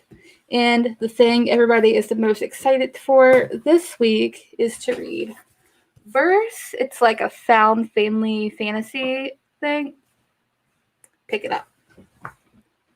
And then for comics, if I know how to hold things. There we go. Beyond the Breach, number 4. Blacksmith, number 4. Catwoman 36. That was a cover by because it looks pretty. Chilling Adventures of Sabrina, number 9. We got another cover. And then from some company called Vault. I don't know. Get that one. Pornographic trash. This one has a little critter on it. So It's child safe, right? Talking animals and such. Absolutely. Just like Fritz the cat. Dirtbag Rapture. This is the B cover, and then the C cover. Only got the A cover. Aw. Eat the Rich number 3. My third favorite series from Vault, Engine Ward. So good. That one. Then Harley Quinn, the Eat, Bang, Kill tour. This is based on like the TV show, and it's fucking good. Then Heartthrob number 1. It's the Fleetwood Mac variant.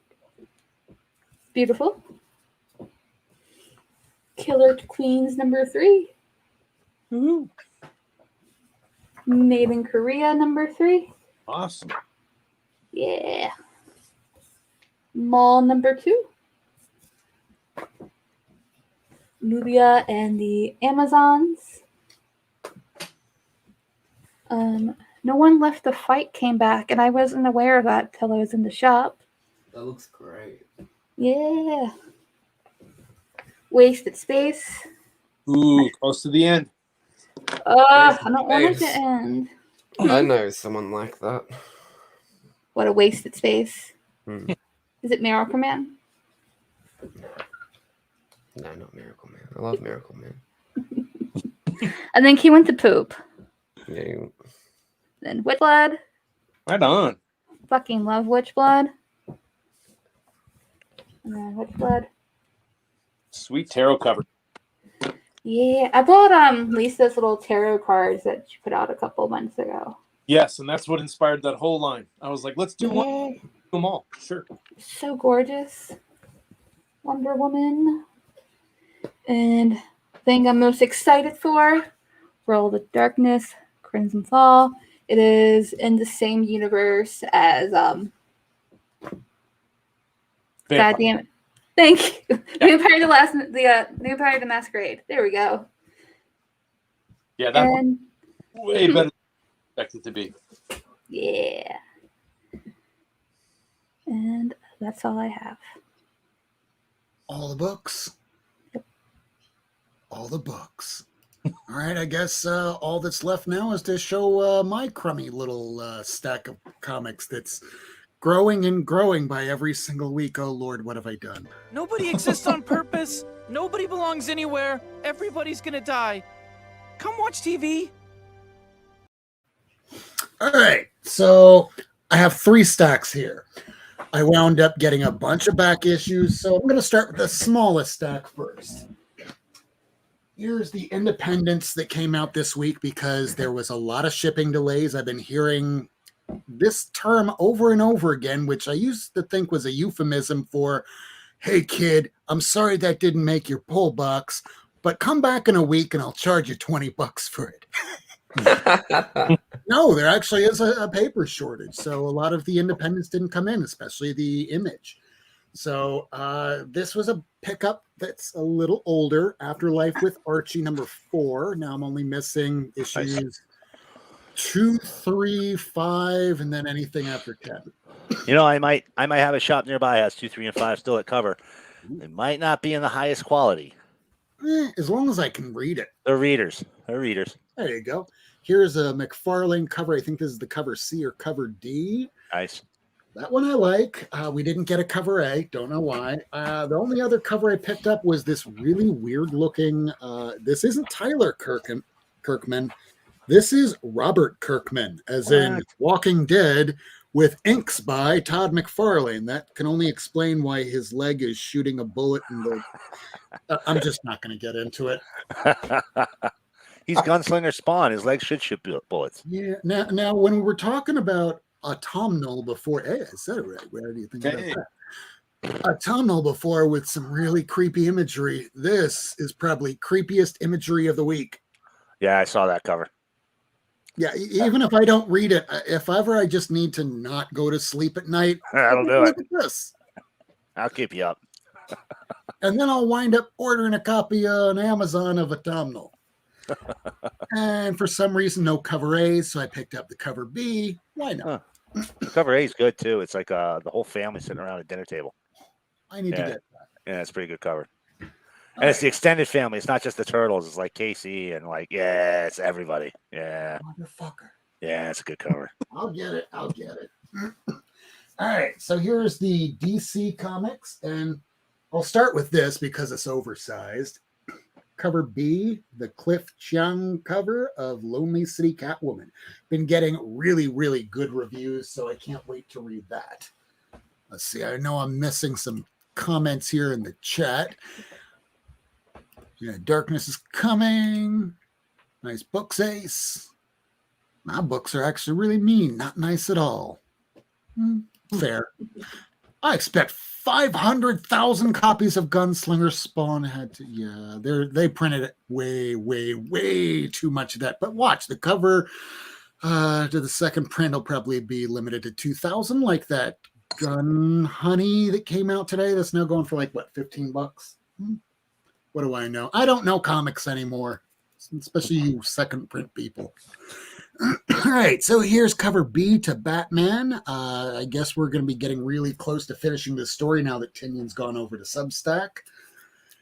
Same with King over here on Batman Catwoman. That's the Jim Lee cover.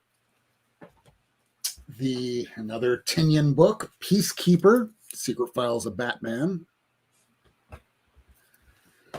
Followed by Catwoman, because we're all just doing the cover buys on a lot of the Catwoman books. That's pretty nice.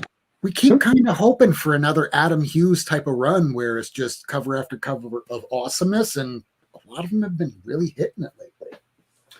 So I haven't read the first issue, but the second issue, I know there's a first appearance, but I just saw the cover and went, yes, please. Kind of like this came out last week. I got the cover A, but the cover B's weren't out. So when I saw this, I just went, I don't even know what that is. I just know that's Adam Hughes. Fine.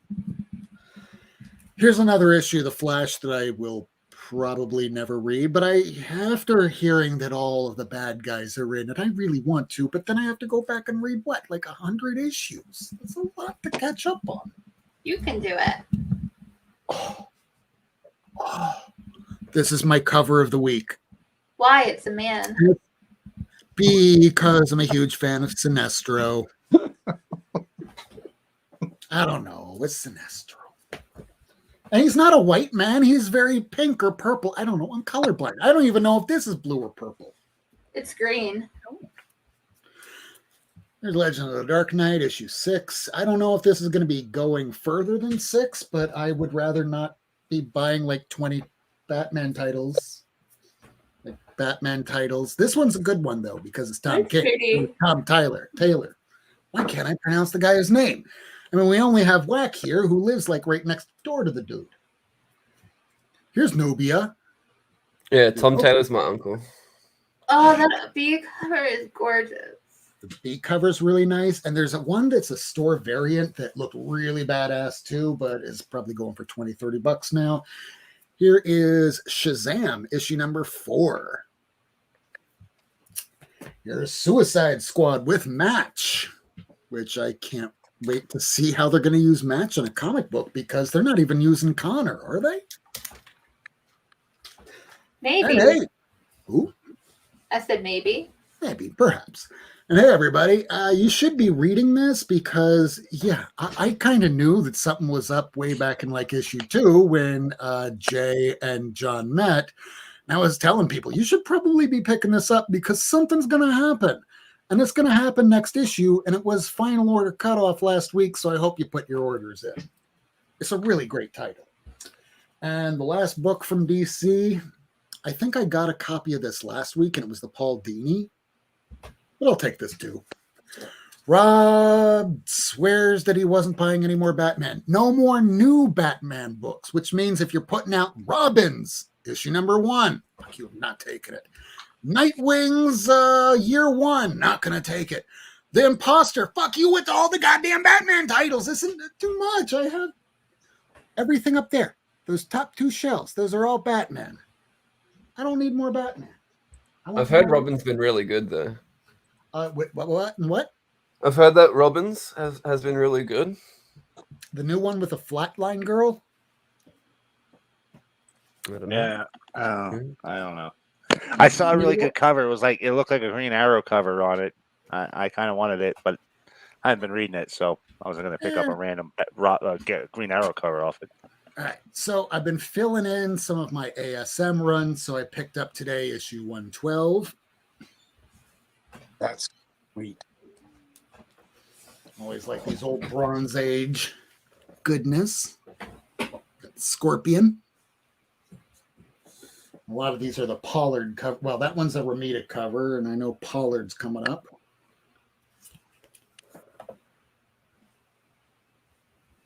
Pollard was another one of those real unsung heroes for Spider-Man back in the day. There he is, Pollard. And issue 195, this is the second appearance of her. And this one's like an 8.5. This one's really nice. I'm glad to pick that. And I think I only paid like $15. Nice. All right, this one came out last week, but all the copies were damaged. And guess what? So is this one. This is another back issue pickup. Now, you might have noticed some things have changed in this room. It looks very much the same, but I wound up getting a shit ton of Mylar.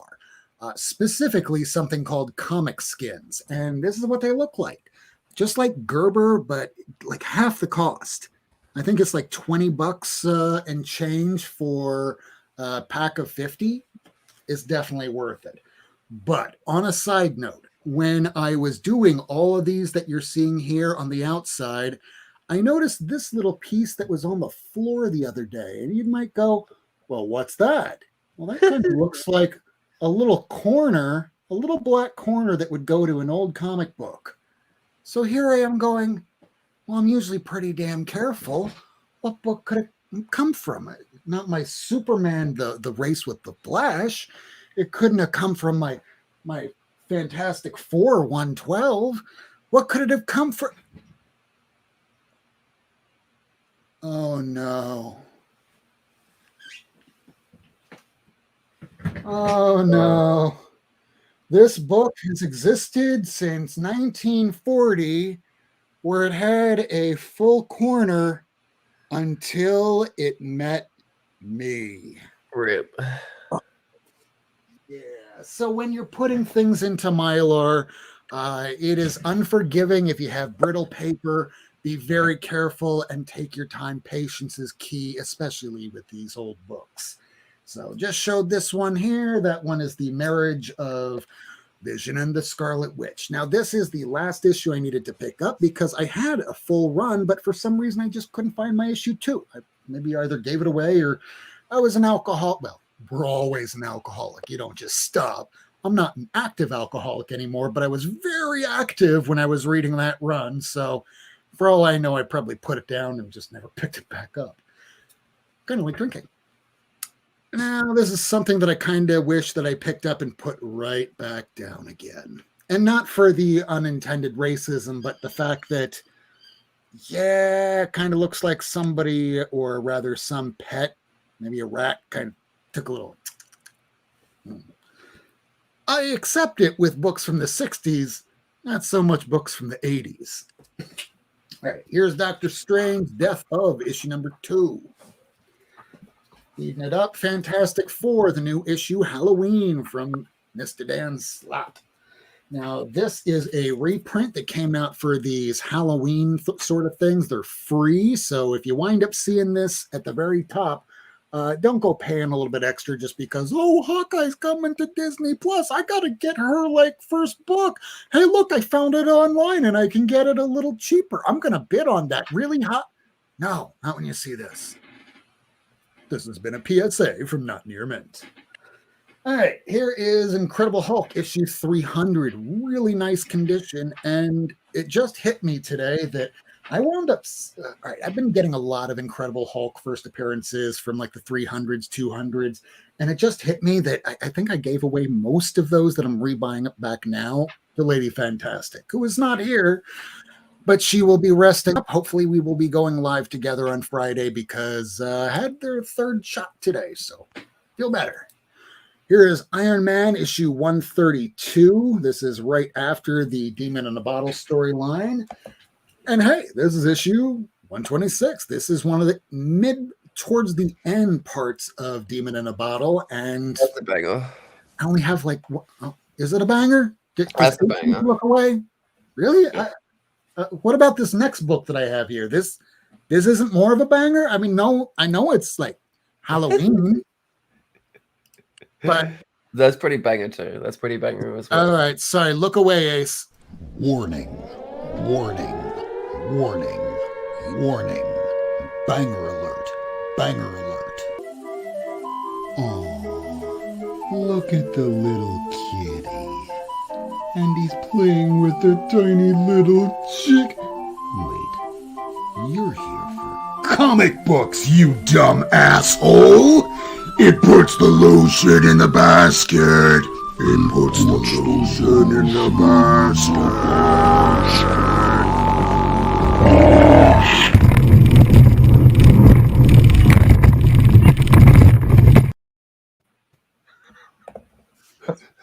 So this would be it's not a first appearance of Santa Claus. I mean, he's been around forever. But no, this is the issue where they finally tell everybody Santa Claus isn't just anybody. He's a goddamn mutant. Damn mutie. Not just any mutie. He's an Omega level mutie. He's like dangerous. No way. I didn't even know that. That's awesome. Yeah. All in this issue. So I know this is like a dumb thing, but this was in like a top 20 list for a couple times over the last year. All because Santa's an Omega level mutant and it's canon. So I am looking forward to reading that. Here's another reprint that came out today. Again, just look for that Halloween thing there. It's not the first print. I bought the first print for cover price the day it came out. Like the rest of you should do it. That's how you do it. That's how you not spend $400 to $800 on a first miles. Here is Echo Phoenix Song. I haven't read any of these today. They all just went straight into a bag because on show night, I never get a chance to read anything. But hey, look at this. Shuri, issue number 4. I'm only missing issue number 6 and anything that might come after issue 10. Does it end at 10? I can't remember. Here's issue number 5. Issue number 9.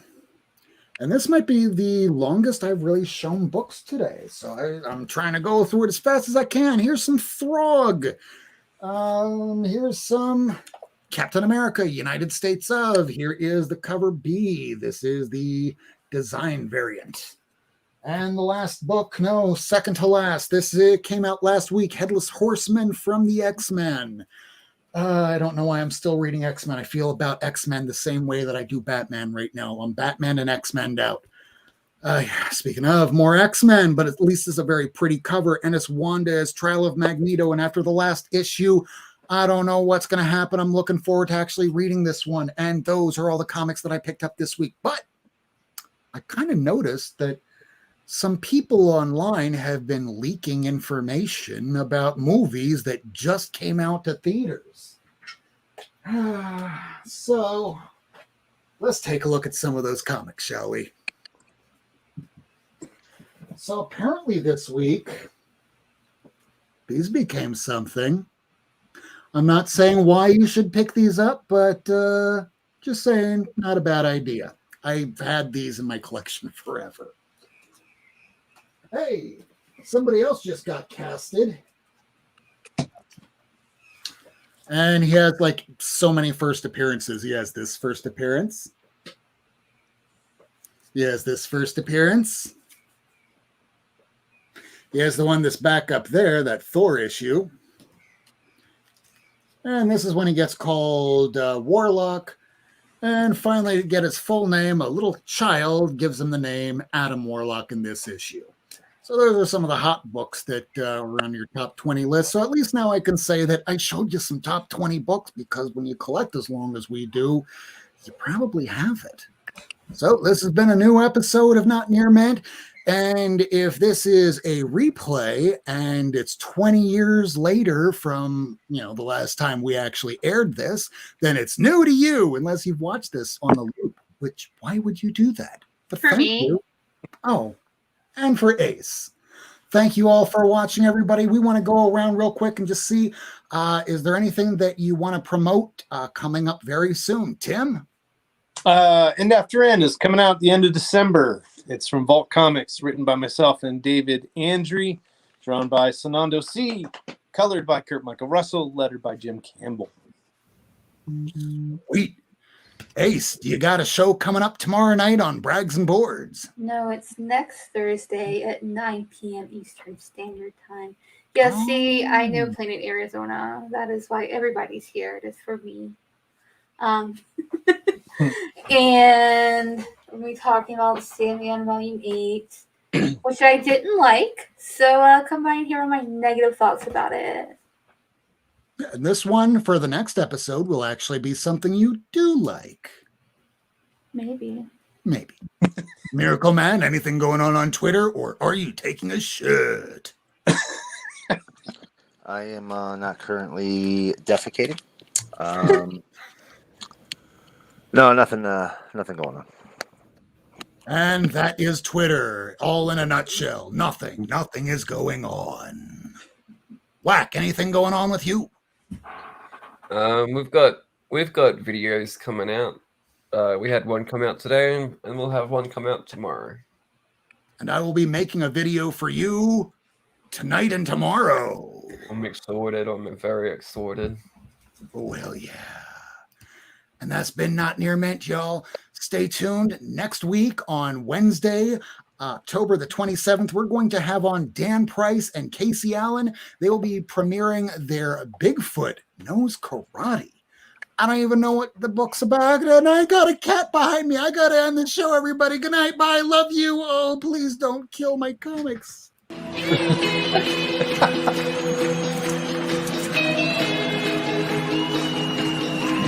Mommy milkers. Oh, yes.